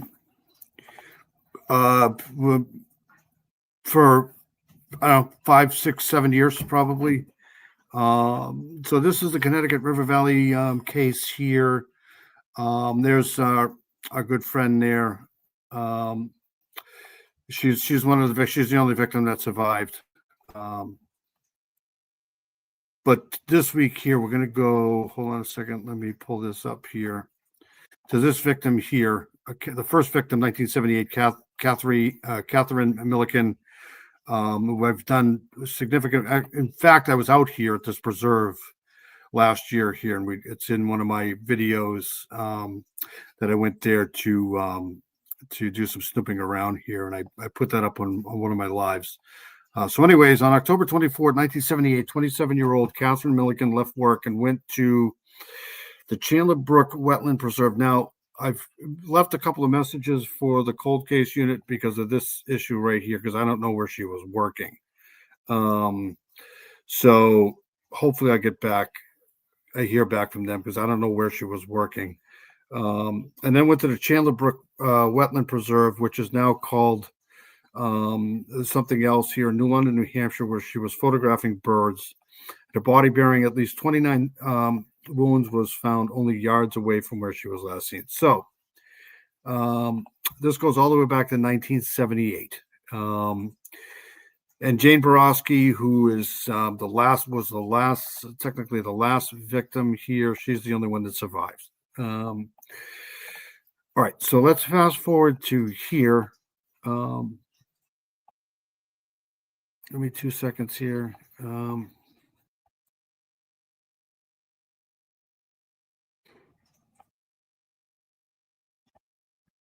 Okay, so they were out here last week.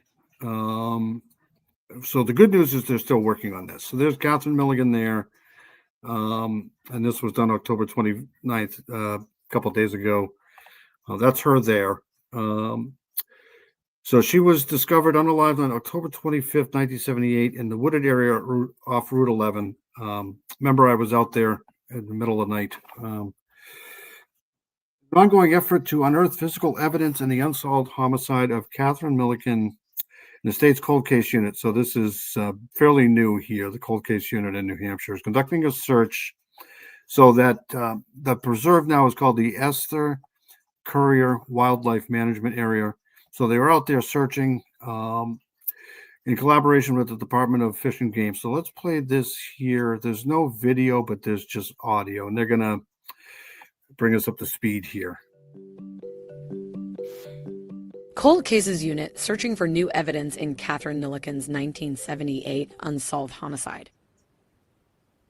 In an ongoing effort to unearth physical evidence in the unsolved homicide of Cathy Millican, the state's Cold Case Unit is conducting a search of the Esther Courier Wildlife Management Area in New London throughout the day on Wednesday in collaboration with the Department of Fish and Game.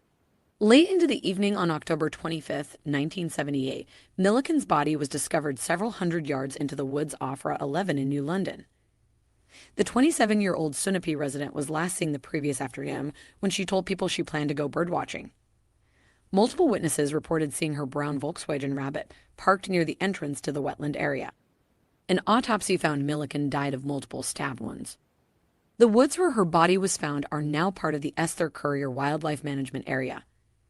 The Cold Cases Unit stated on Wednesday morning that the search of the wildlife area is expected to continue throughout the day and poses no danger to the public. Last week marked 47 years since. Okay, so let me get out of here. Hold on a second here. Let's get some bearings of where we are.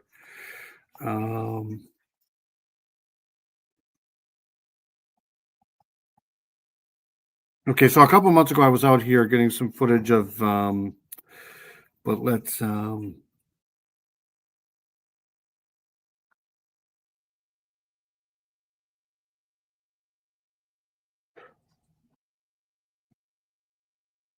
actually, let me go back here for a second. All right, so here's, this is the wildlife preserve here. This is Route 11 here. If you take and go all the way east here, you go to Laconia, eastern side of the state. And then if you go, obviously, this way, you go to the western part. There's Sunapee Ski Resort there. But I'm going to back out here.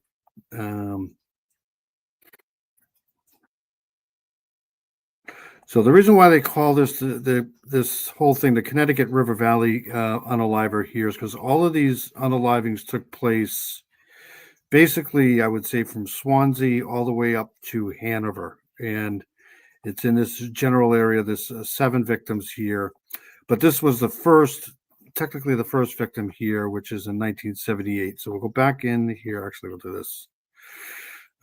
This is New Hampshire here. Here's Vermont. And if you want to, I mean, I've done 5 or 6 videos on this here. But anyways, this is the reserve here. So let's, it's a pretty busy road. This connects, this is kind of like an east to west highway here. So let's turn around here. So say you're traveling this way here. Let me put this up.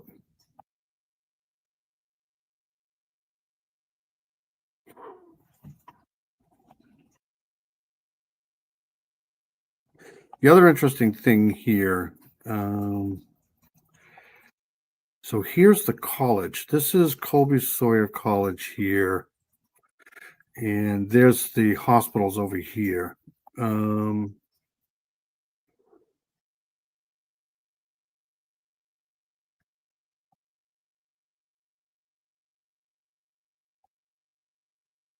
if you go in here, this is, I can't get in there.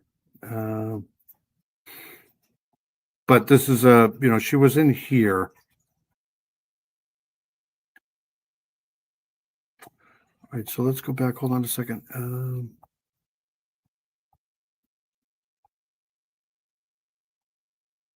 You've been up to Sunapee? Yeah, Sunapee's great. Let's see here. All right, let's keep playing this here. Since Millican's death. Her family shared a statement through the Cases Unit. So late into the evening on October 25th, 1978, Millican's body was discovered several hundred yards into the woods off of Route 11. So if you go back to the map, that's Route 11 we were just on. So hold on a second. It says several hundred yards into the woods. The 27-year-old Sunapee resident was last seen the previous afternoon. So she was seen I wonder by who in the afternoon when she told police she planned to go bird watching.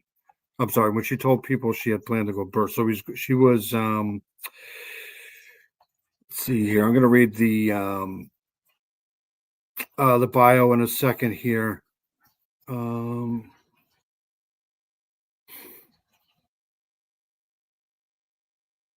Multiple witnesses reported seeing her brown Volkswagen Rabbit parked near the entrance of the wetland.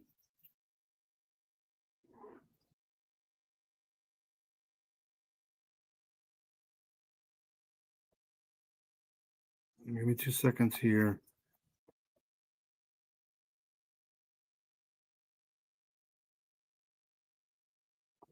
So the brown would have been in here somewhere.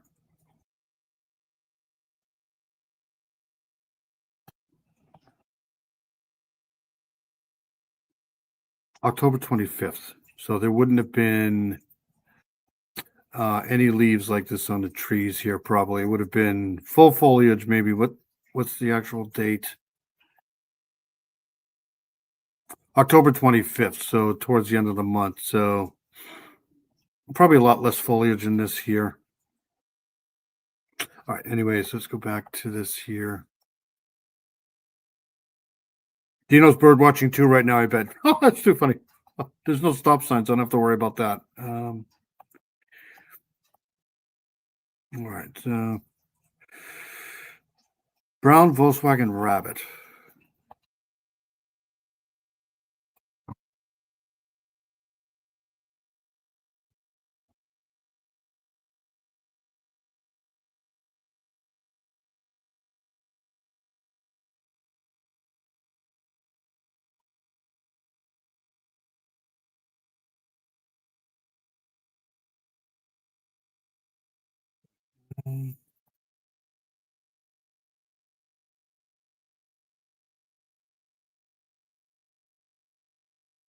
I'm assuming this is kind of like what it looked like.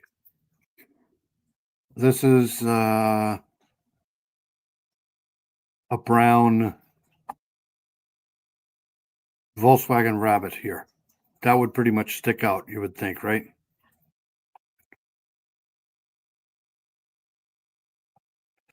So if somebody saw a brown, rabbit there in that parking lot, that'd probably be pretty accurate. I don't think any other car looked like this at the time. Hold on a second here. Just listening, feeling blah. I'm sorry about that. I know it's later than normal. I won't be on here too long tonight because it's technically an hour later. It has been 47 years since Cathy was taken from us. She was an artist, a photographer, an ornithologist, and a national sailing champion. We remain ever hopeful. Who's an ornithologist?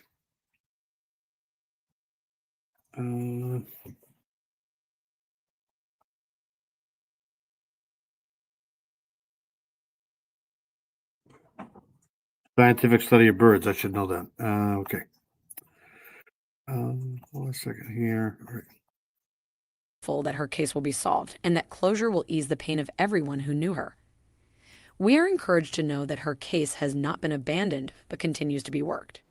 The New Hampshire Department of Justice is asking the public to refrain from speculation about Millican's death and respect the privacy of residents and private property in and around the search area. The state is requesting that anyone with information pertaining to Millican's death contact the Cold Cases Unit at 603-271-266. All right, so the 27-year-old Sunapee resident was last seen the previous afternoon when she told people that she had planned to go bird watching. Okay, so multiple witnesses reported seeing the wagon, right? So the woods where her body was found are now part of an Esther Courier Wildlife Management Area. The cold case unit stated on Wednesday morning that the search of the wildlife area is expected to continue throughout the day. So the whole day they were there and poses no danger to the public.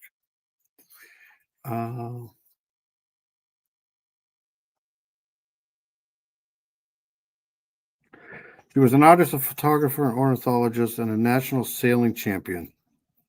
She lived, one of her sisters lived in Wisconsin too, so that's strange. We're encouraged to know that her case has not been abandoned and continues to be worked. All right, so hold on a second here. Almost done with this here.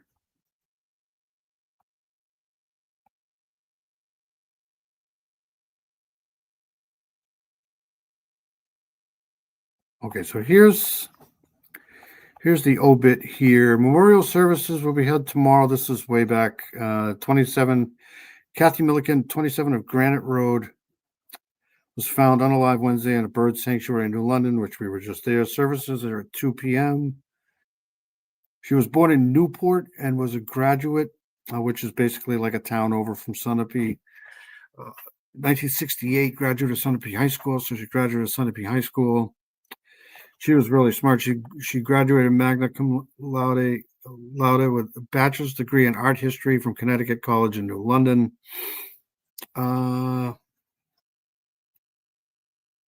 Which I'm sure is the other name now.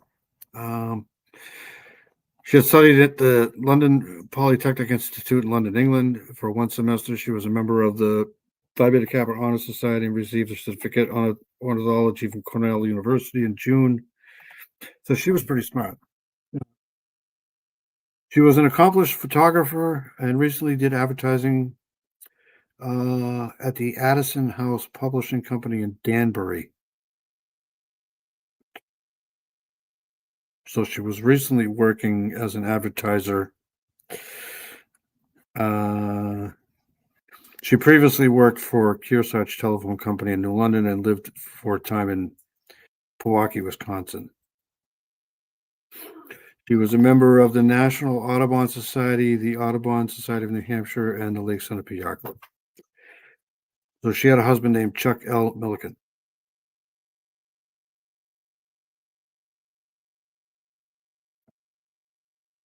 Strange.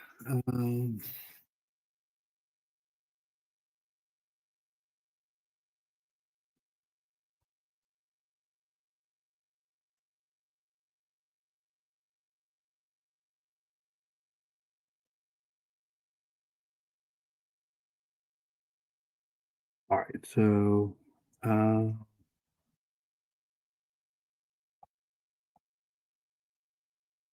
2 seconds. I'm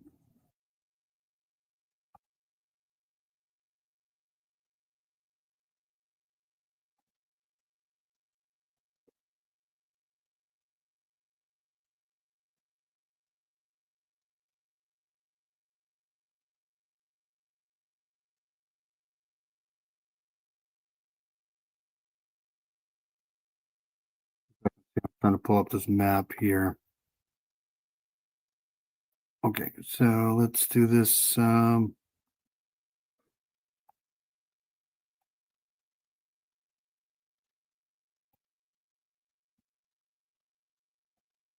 Okay, so here's the map here, and I've got this somewhere. I just didn't feel like finding it. So these are 1, 2, 3, 4, 5, 6, 7. So these are the 7 locations here, and like I said, they're all in basically the same area here. And they're basically all along. This is 91 that runs up the Connecticut River Valley in between Vermont, New Hampshire here, and it runs up like this here. And then there's another route here, Route 12, that runs up kind of like this is the back way up if you wanted to go to the Upper Valley. But this is where she was found in New London. The Heartland one there, I'm kind of so they're saying that this is connected to this SKR here, but there's no definitive answer here that these are all. But the MOs are pretty similar, pretty same age, all the same ages here. There's one here that isn't. These two, the Unity and the West Unity, both of these victims were found basically together. And then the Newport one, and of course the Swansea one was Jane Borowski. She's the one that survived. Let's see here. Hold on a second. I want to go to the victims list here.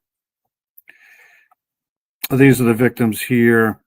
There's her there, Catherine Milligan there. There's Jane Borowski. And then basically everything stopped after that around here. So 2, 3, 4, 5, 6. So there's 7 unalived. And this has been bugging the shit out of me for the last 7 years. All right. So let's get out of here. So I just wanted to run that by people here because I'm still following this. I'm going to play one more thing. Hold on a second here.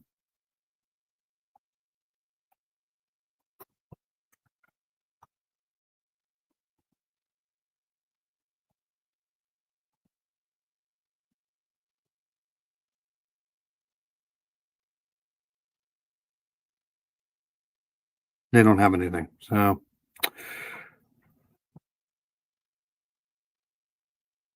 All right, so let's get out of this here. We'll move on to something else, but I'm going to keep covering this here. Yes, they're all homicides. All of them were. She was STAB like 27 times. Jane Borowski, the survivor, was stabbed. I think it was 27 times too. She was actually pregnant too at the same time. She survived. The baby survived. But most of the victims were stabbed. All right, so let's get out of this here, and then we'll go to the next case. But when I do these lives, I try to go when I hear about these things here, I try to get as much information as possible, then go over it. Anyways, okay, so let's do this here. This is the missing person case of the week here. This is the urgent search for missing 13-year-old Wagoner of Kentucky. This week, the missing, Marnie Hughes looks into the new developments in several missing person cases. In Kentucky, police are searching for missing 13-year-old Winter Wagoner of Rockcastle County. Family members say she was last seen October 14th in her foster family's home in Orlando, Kentucky.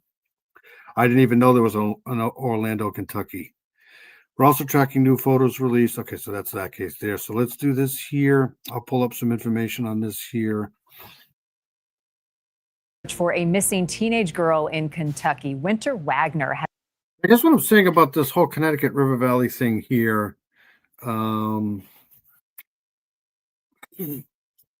it's strange how all of these most of the victims were found along the same kind of route. And I've always said that I wouldn't be surprised if the person who did this worked at either a hospital or a college, because if you go from the southern part of the state in that area there all the way up to where Catherine Millican was found, there's 4 or 5 hospitals all along that. The western part of the state. So I'm wondering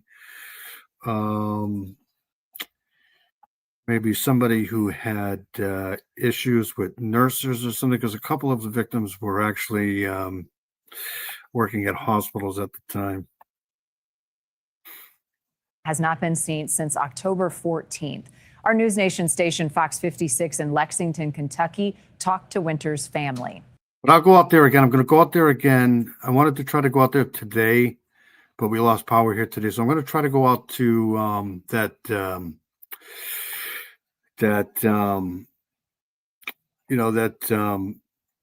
Audubon place there and get some more. I want to find out what they were looking for. It's strange how they'd be looking at the same 1978 to now. I mean, what are they looking for out there? Strange. Exhausted, pained. I'm wondering if there was another body out there at the time that they missed, or bones or something. Worried, yet Winter Wagoner's family is standing together. 13-year-olds just don't Here we go. Winter Wagoner has not been seen since October 14th. Our News Nation station, Fox 56 in Lexington, Kentucky, talked to Winter's family. exhausted, pained, and worried. Yet Winter Wagner's family is standing together. 13-year-olds just don't disappear. They're not that savvy.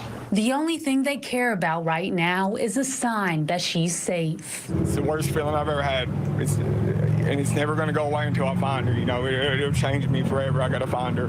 Winter is Haley Whitehead's niece. She says the 13-year-old had been at her latest foster care home for about a year, where she went missing in Rockcastle County near the Orlando area on the evening of October 14th. She says Winter told her daughter that day she planned to run away to Florida. A little later, she messaged, "I love you." She didn't walk out of there. I know the child. She's not an outdoor girl. She's more of a Netflix and chill kind of girl. She didn't walk out of those woods. She didn't go run into the woods. Someone has had to have gotten her and picked her up and took her out of there. The family is offering thousands of dollars out of their own pocket for information that would lead to Winter's return. As long as I have confirmation she's safe, that's what we need at this point. So hold on a second. We'll go to, I was able to find the latest on her. Hold on a second here. Dee Dee is amazing. Dee Dee is an amazing person. Who's sick? Yeah, there's a lot of nasty crap going around. I bet Dee Dee ate more candy than her daughter did. Yep, no doubt. Let's get some information on her here. Oops, right here.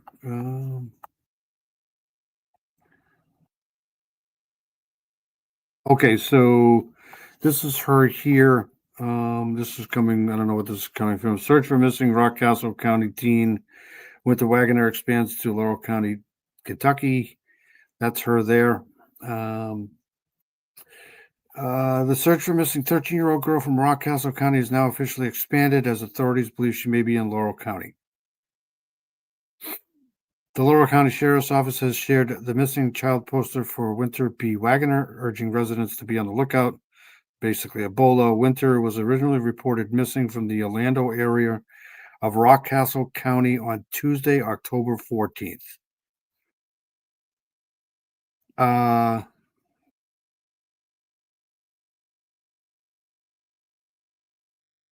Rockcastle County, let me highlight that there.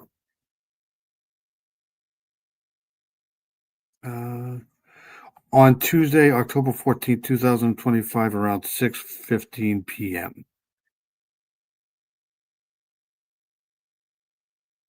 Is it dark there at 6:15 p.m.? She is described as having the following characteristics. She's short, 5'1" tall, 147 pounds. Her hair is long brown, eyes blue, both ears pierced, and the right nostril piercing there, right there. Authorities are asking for public's help. Anyone with information or whereabouts of Winter Wagner is encouraged to contact the local law enforcement agency.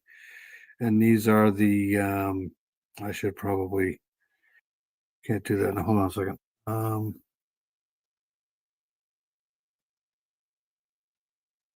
I can do it like this here.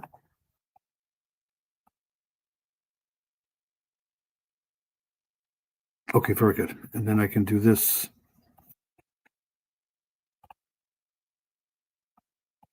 I'm so bad at this. Hold on a second here.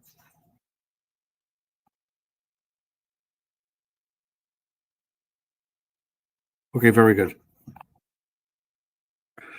Okay, the original investigation is being conducted by Rockcastle County Sheriff's Deputy Dustin Saylor. Okay, so very good. So let's go back to this here. I got what I needed. Hold on a second here.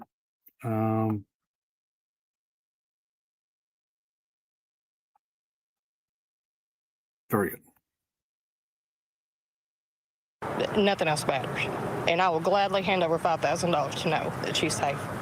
After more than a week of searching and handing out flyers, the family is wondering why more hasn't been done. I do feel like a new system needs put into play to get the word out about missing people. Local law enforcement says more agencies, including the FBI, are now involved. Searches are going on, ground searches, and they're flying drones. We're just looking for the assistance of the people. If you see something, say something. The family's message to Winter. Reach out to us. I won't make a fuss, I promise. Okay, so I copied and pasted that. It's on my strolling across the bottom here at the very end. I'll try to organize this a little bit better in the future here, but it's down here, scrolling across the bottom here too, just in case anybody knows anything at all. Let's go back next week. Netflix and chill. Yeah, today I'm not doing a freaking thing. I'm gonna go to sleep. Probably wake up around 1, 2, 3 o'clock in the afternoon. And then I am watching football all day, and I ain't doing a freaking thing. It's been a busy week, literally. I'm done. I may try to get out to this reserve here for Catherine Millican though later in the day, but other than that, I ain't doing a freaking thing. Especially now, since the days are going to get shorter. This sucks. Just let us know that you're safe. We're worried. We're very worried, and we love you. Even if you don't let us know where you're at, just tell us you're okay, because it's the worst feeling in the world. And we just want her home. There is a reward in Winter's case. If you have any information that can help bring her home safely or locate her, contact the Rock County Castle Sheriff's Office at 606-256-2121. The search for Melody Buzzard continues, the missing 9-year-old from Lompoc, California. Her disappearance now gaining national attention after police released several photos they believe could be Melody. In the pictures from the Santa Barbara County Sheriff's Office, you can see a girl about Melody's age wearing what police say may be a wig at a car rental business before she and her mom reportedly left the state. Police say Melody's mom, Ashley, rented a car on October 7th and drove east, going as far as Nebraska. Ashley Buzzard returned home without Melody, police say. Investigators also say Ashley is not cooperating and has provided no explanation. Melody's aunt, Elizabeth Meza, says she has not seen Melody in more than 4 years. She was just a little 4-year-old girl when we had known her. But that nose definitely, reminds me of her dad's. So yeah, it does look like her. Ashley Buzzard's home has been searched, but she has not been arrested and not taken into custody. I spoke with Tracy Walder, a former FBI and CIA agent, about why that may be. They did give her 72 hours to produce Melody or face arrest. And so my guess is there could be a few reasons. I think the first maybe is they want to see if she leads them to Melody. I think, she is making some moves. I know she was trying to kind of feverishly rent a rental vehicle. And so part of me wonders if that's what they're doing. She is essentially worth more to them free because. Okay, so I'm here. Hold on a second. Let's go.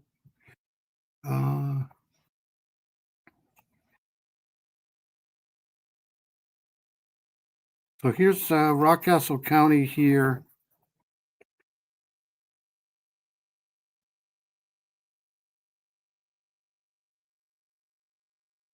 Right in here. So hold on a second. Open maps.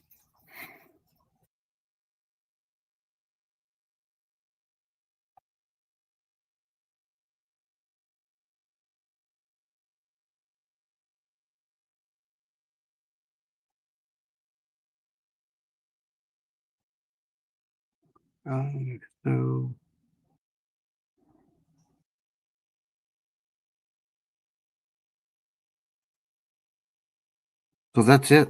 Right in here. That's the location, is right in here somewhere. And I don't even think I can get down to road level here. Hold on a second, maybe.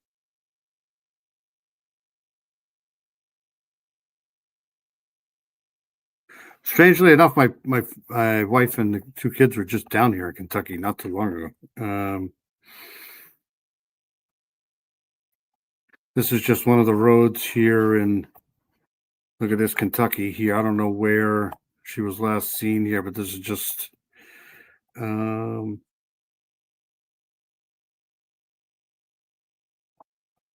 Kentucky's beautiful. It's a beautiful state.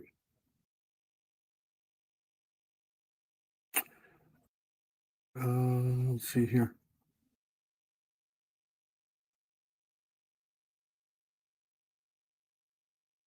All right. All right, so let's get out of this here. We'll play the rest of this here, and I'll try to pull up some more information on this here. This is more information on Melody.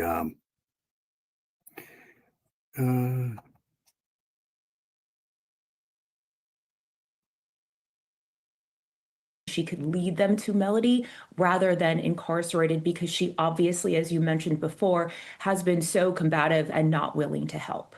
If you have any information that can help locate Melody Buzzard, contact the Santa Barbara Sheriff's Criminal Investigation Division, 805-681-4150. You can also submit an anonymous tip. There is a call line for that as well, 805-681-4171. 10 years after he vanished and a decade of desperate searching, the remains of Jesse Farber have been found in Pennsylvania. A group in the area Jesse was last believed to be came across some bones. The night he vanished, Jesse had made a panicked phone call to Rachel Carroll, his best friend and the mother to their 2 kids. Rachel has been searching for Jesse all these years. We're planning to actually have like a family dinner and even like a birthday cake for Jesse. I think it's important that the kids know that he, they understand how much he was a part of our lives, even though he's still not here, and how much we love him and miss him. How many kids do you guys share, and how old are the kids now? We have 2 kids. Our son is 15 and our daughter is 11. How did you and Jesse meet, Rachel? We met through mutual friends. We met as teenagers, actually, and we were really good friends for quite a few years before we even started a relationship. Remember this? We did the body of missing guy found. We just did this case a few weeks ago. Body of missing man Jesse Farber found. Relationship. So we've known each other and we've been close for a long time. Yeah. Well, I'm sorry that you're going through this, and 10 years, as I said, is a long. This sucks. Long time not to have the answers that you deserve. Remember, we just did this. Part of the missing, this is they were just talking to her. Marnie was just talking to her like a few weeks ago. I forget when we did that. If there's anything that you could say to Jesse right now, what would you say? I would say that I love you so much, and like I promised you before, I'm never going to give up. I'm here no matter what. If you're out there, I'm just going to keep going until I find you to bring you home to the kids. We love you and we miss you. Rachel also released a statement after the recent discovery of the remains, calling this moment bittersweet, saying that while I am deeply grateful to finally have confirmation that the remains are Jesse's, it's also heartbreaking to let go of that small hope that he might still return to us someday. Rachel, their kids, and all of those who knew and loved Jesse are certainly in our thoughts. The father of Jennifer Cathy says reports of new DNA found on some untested evidence is just a rumor. Jennifer vanished nearly 20 years ago in 2006 from the Orlando area. Those close to Jennifer got worried after she did not show up for work on the morning of January 24th. Her car was found abandoned at an apartment complex about a mile away from her home. According to FBI footage, a person of interest is seen walking away from Jennifer's Chevy Malibu. Drew Cathy, Jennifer's dad, says DNA in the case is being retested, and investigators have narrowed down a list of people of interest to a few individuals. Mr. Cathy says the family is hopeful someday soon they'll have some answers. A woman accused of stalking the family of Madeline McCain claims that she was the missing girl who vanished in 2007. According to the BBC, she also told the charity that she believed she was 2 other missing girls. Madeline vanished in Portugal on vacation with her parents at the time. Yeah, it was exactly a month ago. I just looked it up. It was exactly, we did this. I ask you if you've heard of Ryan Larson, missing 6 years, disappeared. No, I haven't. Disappeared from a school, LA Vista, Nebraska. No. I can look into it though for you if you want. Is her name Sarah? Sarah who? Sarah. Sorry. I do want to get to that one too, though, next week. The one that Peggy was talking about, but I can look into that for you if you want. Let me put my email in here. Oop.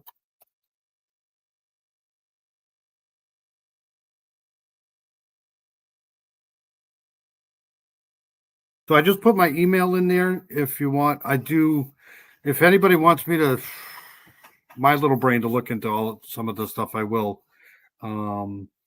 But yeah, you can just email me because I'll freaking forget if I don't write it down. Ryan Larson. Maybe I'll do it right now. Hold on a second. Let me finish this up here. What was I just doing? I was just doing something. Sorry, I'm so out of it today, but hold on a second. What were we just doing? Okay, let me woman accused of stalking McCann family. Madeline McCann. We did something with that too. Time. It remains one of the DNA test proves woman is not missing girl Madeline McCann. Madeline McCann. Didn't we do Madeline McCann too? most famous unsolved missing persons cases in the world. Julia Von Delt faces stalking charges now in the case, and DNA samples taken prove she is not Madeline. A medical examiner has positively identified a body found in Vermont as missing college student Leah Smith. Sadly, they have ruled Leah's death a suicide. Okay, so this woman here that we went over last week, she that sucks. Yeah, I got your email. Sorry, Paula, I wasn't able to respond to you. I remember that case because Crime Weekly also covered it. Which one? I'll email you to write it down. It's fucking classic. Yeah, this is terrible. What the hell was I just doing?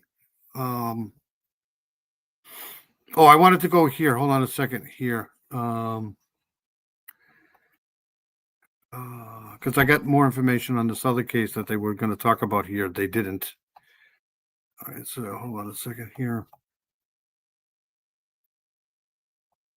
Thank you. Yeah, I wanted to make sure that everybody was aware that we were supposed to turn the clocks back tonight. I didn't want to come on here at 1 and have it be 12. All right, so here's some more information on the case that I was just going to talk about. This is the search for the missing 13-year-old girl in Rockcastle County enters second week, and this is another 13-year-old girl.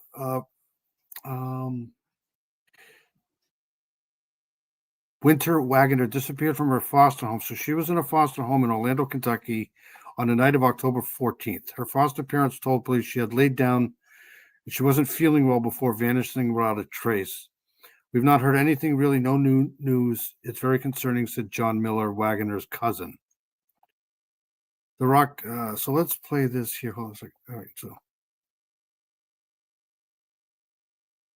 Sharing details on their investigation. LES 18's AJ Patel joining us now in studio with more in your big story at 11. Larry, the Rockcastle County Sheriff tells us they're still looking for information on where Winter Wagner is. Here's what we know. She was living with her foster parents in Orlando, Kentucky. They told police on the night of October 14th, Winter laid down after not feeling well. Then she just vanished. We've not heard anything, really no new news. It's very concerning. And that's with the sheriff's office getting help from the FBI, KSP, and Kentucky Fish and Wildlife. As a family, what we believe is that 13-year-old is not going to survive out in the woods or be out in the woods for a long period by herself. Winter Wagner went missing in the Wolf Creek Road area, a secluded. Okay, we got a location. What did he say? Wolf Creek Road.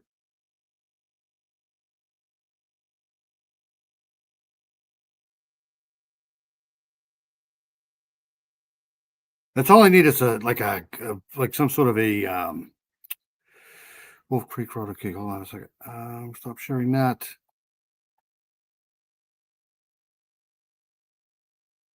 Peggy O is awesome. Okay, so we found Wolf Creek Road. So we found a location. Isn't that great? This is in Orlando, Kentucky.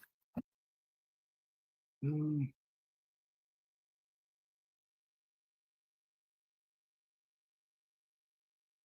me so here's Orlando here. This is in the middle of the state. This is in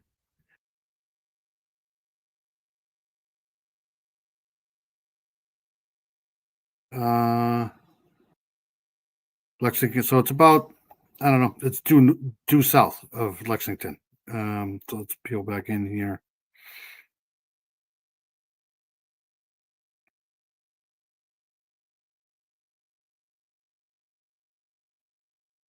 Do you think I could get down there?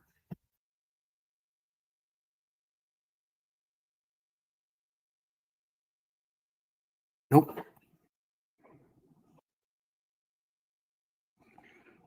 That sucks. That's it. It won't let me get on there. Why not?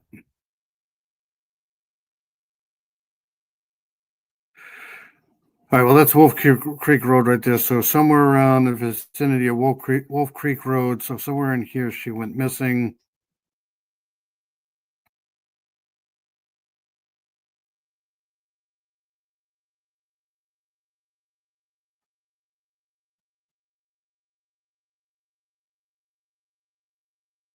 Let's take a ride, shall we? This is oh,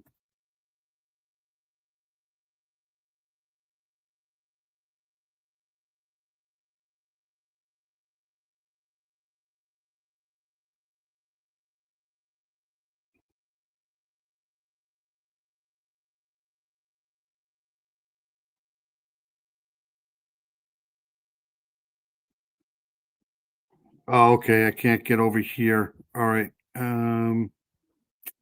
Anyways, this is where she kind of went missing, is in here.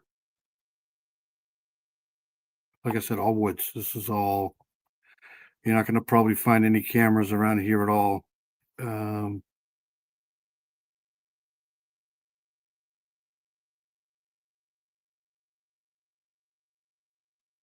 I can't get over there. Okay, so anyways, that's where it is.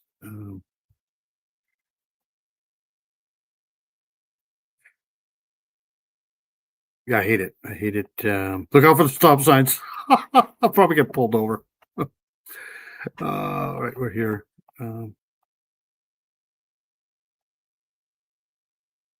Area. It's also densely wooded. No. Terrain is very difficult. It's in a limestone karst area with a lot of caves, a lot of cliffs, making it easy to not be seen if you don't want to be. So we've had multiple ground searches. We've had multiple drone searches.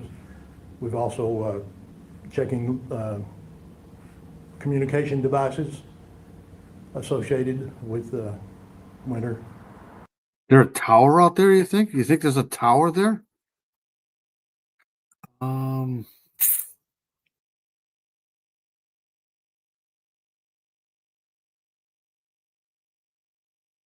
Knowing this community as I do and the citizens here, we've all been devastated.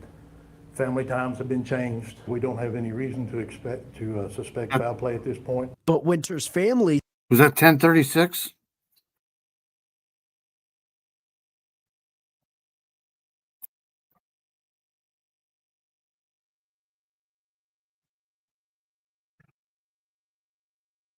Right there. Street view.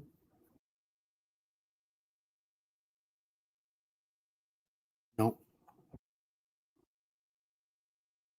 All right, sorry. I hate when I can't do something. Thinks otherwise. She was out there and she was in a good environment. She would at least make an attempt to reach family. And no attempt has been made.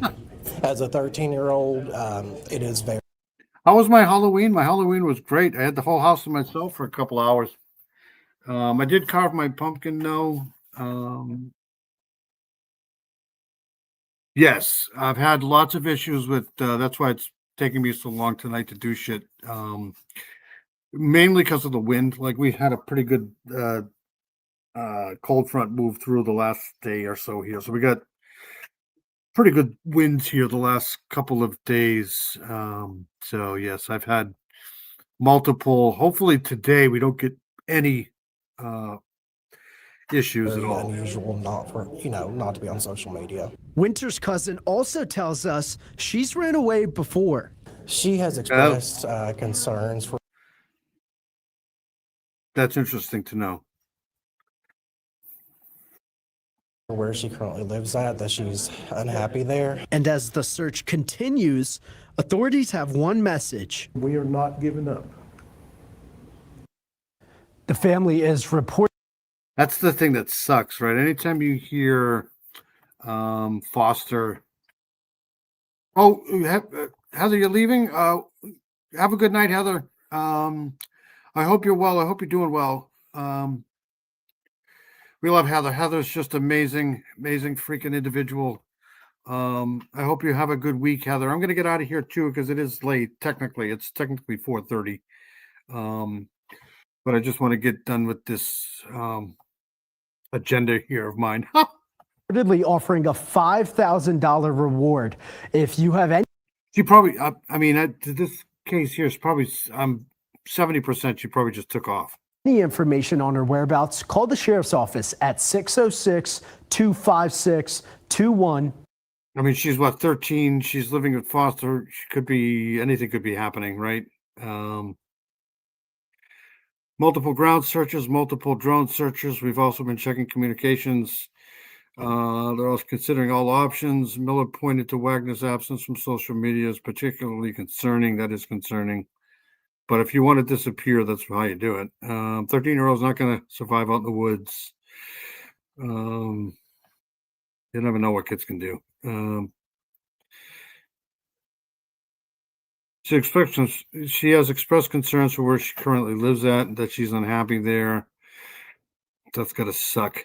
All right, let's get to some other stuff. I wanted to just play that. I'll try to put that into the description of some sort down below. All right, so let's move on to one more thing, a couple more things here, and then we'll get out of here. I always have kind of like a, stuff that I want to get to, but it just never works out that way for some reason. Hold on one second.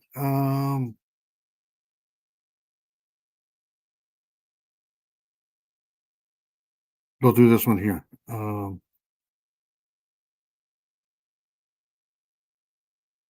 No, hold on a second. One more.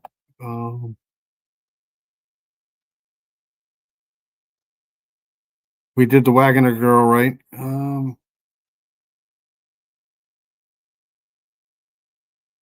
This guy here. I wanted to play this guy again because he's been in the news again. So hold on 1 second here.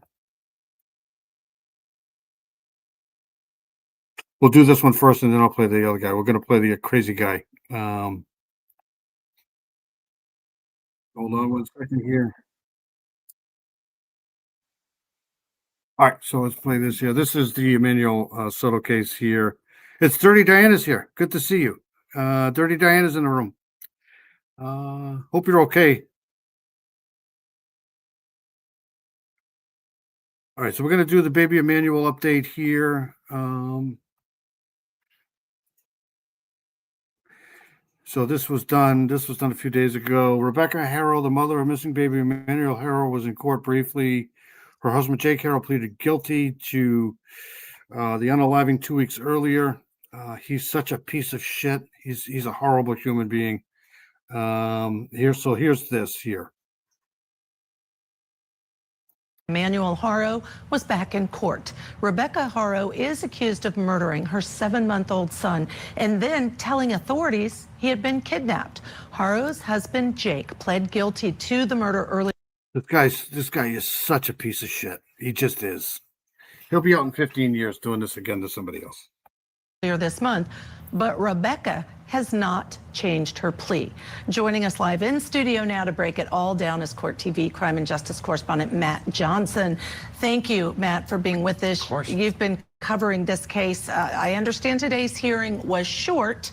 Tell us about it. Very important, Judge Ashley. And the case continued again. Mother of missing baby Emmanuel Haro back in a Southern California courtroom today and asking for her settlement conference to be pushed again, this time to January of next year.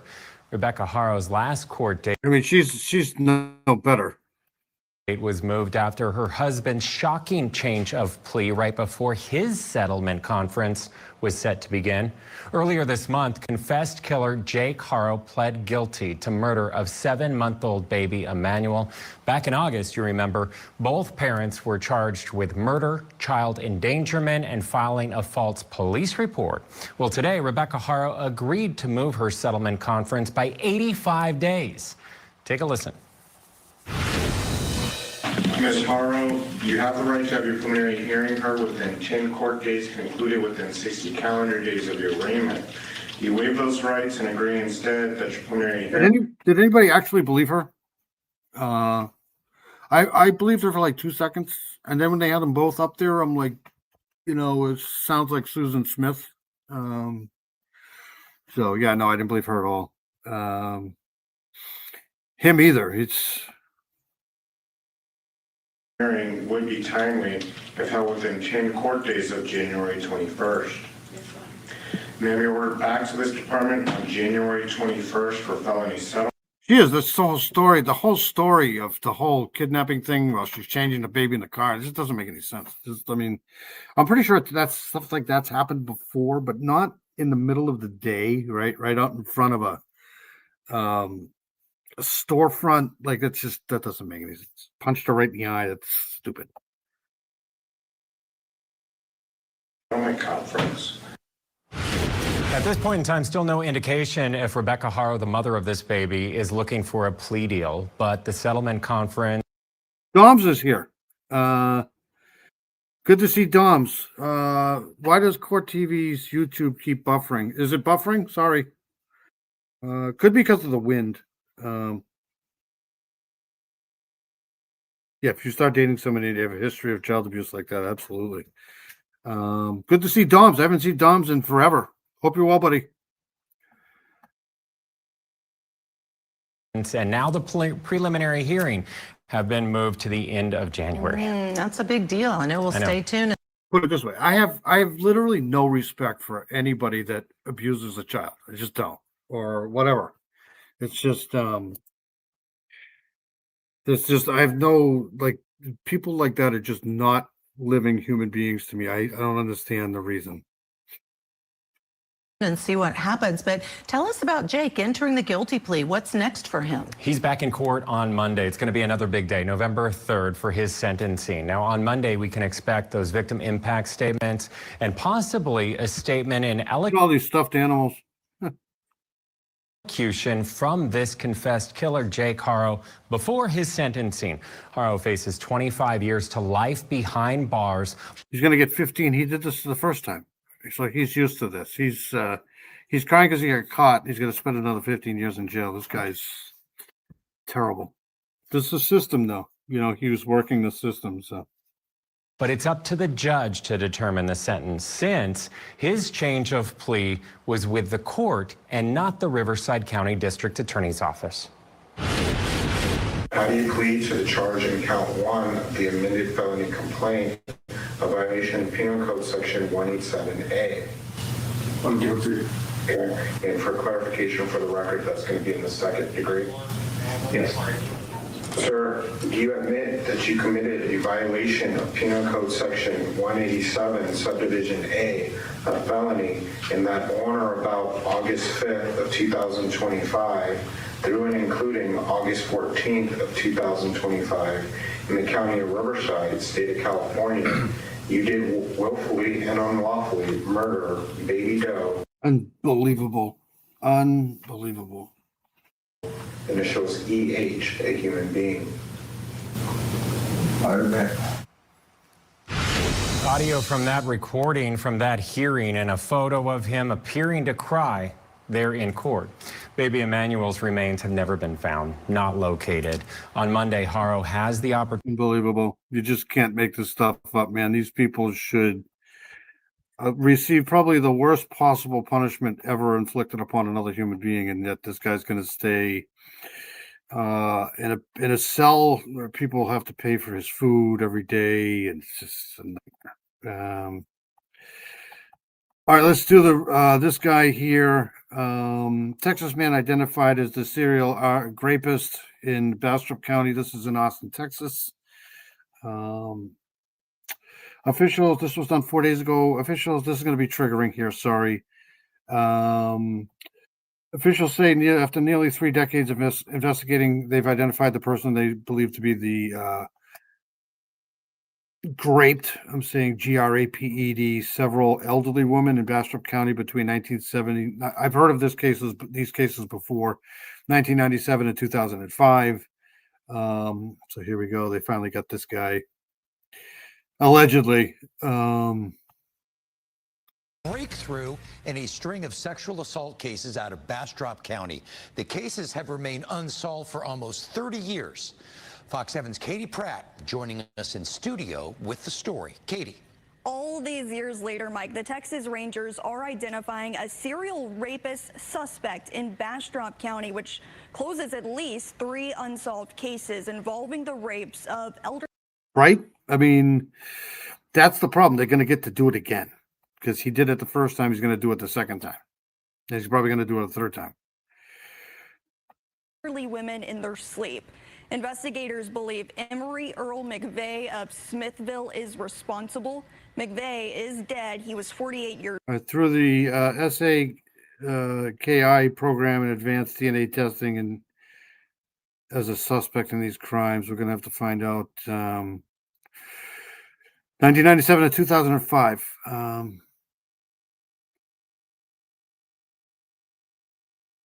Years old when he died in 2010. The most recent report that has been linked to McVeigh happened. Oh, he's dead. Back in March 2005, an elderly woman was asleep at her home in Bastrop County when an intruder broke in and sexually assaulted. The booty bandit will get him. I don't think I can read this comment right here. 80085, which is code for you know what. Assaulted her. She reported it to local police. They collected DNA evidence and submitted it to the Combined DNA Index System, also known as CODIS, which is a national database used to cross-reference DNA through the Texas DPS Crime Laboratory Division. Okay, so months later, in October that same year, the DPS Crime Lab in Austin got a potential match with a similar unsolved case from the summer of '97, where a man broke into a home in Smithville and raped an elderly woman there. A year later, another result linked the DNA to a third cold case from July 2005 with the same narrative. That's when authorities realized they had a serial rapist on their hand who was attacking elderly women in Bastrop County. Investigators continued to collect several samples from potential suspects, but none of those came back positive. The case went silent for 16 years. In 2021, the Texas Rangers deemed the case eligible for testing through the Sexual Assault Kit Initiative, also known as the SAKI program, which had been around for about 6 years at this time. It basically gives agencies the funding and allows them to dig deeper into these unsolved cases. Then Bode Technologies starts conducting advanced testing and genealogy research on the samples from these 3 cases. We've got 1997, 2004, and 05. Fast forward to August this year, the results return a positive match to McVeigh, who has been dead for more than a decade and no arrests were ever made. He did, however, have a lengthy rap sheet in Central Texas, including several convictions for burglary. The Texas Rangers, the Smithville Police Department, and Bastrop County Sheriff's Office are just a few of the agencies who were credited with making this identification and solving these. So they got him. The problem is he's dead. I mean, it's that's the only problem with that is he can't really. The good news, you can't really do anything though. Let's did we play this one already?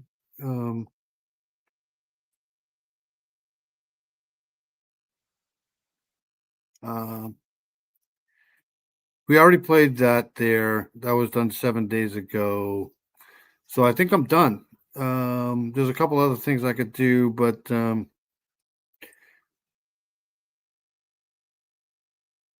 for you've seen that already. I think that's it. I think I'm good. I think I'm done. That's it. I didn't want to be on here too long tonight because of the extra hour. So that's it. I'm going to get out of here. We've been here almost 3 hours. That's pretty good, but it's technically four. It's 4 o'clock now, so it's technically 5 o'clock. But I want to thank everybody for coming in. Thank you, Mustang. Appreciate it. Thank you, Chevy, for being here. Really appreciate it. Sorry about your Blue Jays. It sucks. But I kind of had to root for the Dodgers, even though I didn't want to, because you know how much I hate the Toronto Blue Jays. But anyways, I really don't hate them. Just Peggy O, you're awesome. Thank you so much for coming in. Be sure to check out Peggy O's channel. She's awesome. Doms, thank you very much for coming in. I'm gonna try to get up there to the Cathy Millican place again next week with my dog. See if I can find something. Dirty Diana, you're awesome. Thank you for coming in. Hope you guys get over your stomach pains from the chocolate. I know that Doodlebug was here. Doodlebug's amazing. I'm pretty sure that's Doodlebug anyways. Paul is awesome. Keeps me on my toes, making sure I do my lives. She has a great channel too. Paula Fitzhenry's awesome. John Paul Hansen was in here. John Paul's great. He's got a great channel too. He's a great musician. Does a lot of work.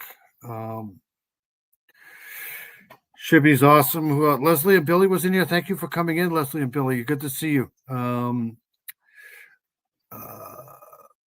little off my game tonight, but that's because of the clock thing. Let's see who else was in here. I know I'm going to miss some people because it's late. Who'd I miss? I know Big Fish was in here. I know Carol was in here. Thank you, Big Fish and Carol. I know Southern Gal was in here. Southern Gal is awesome. Southern Gal, I'm going to try to get over there Monday night to see her. Monday night, missing Monday night's Arctic Fox is awesome too.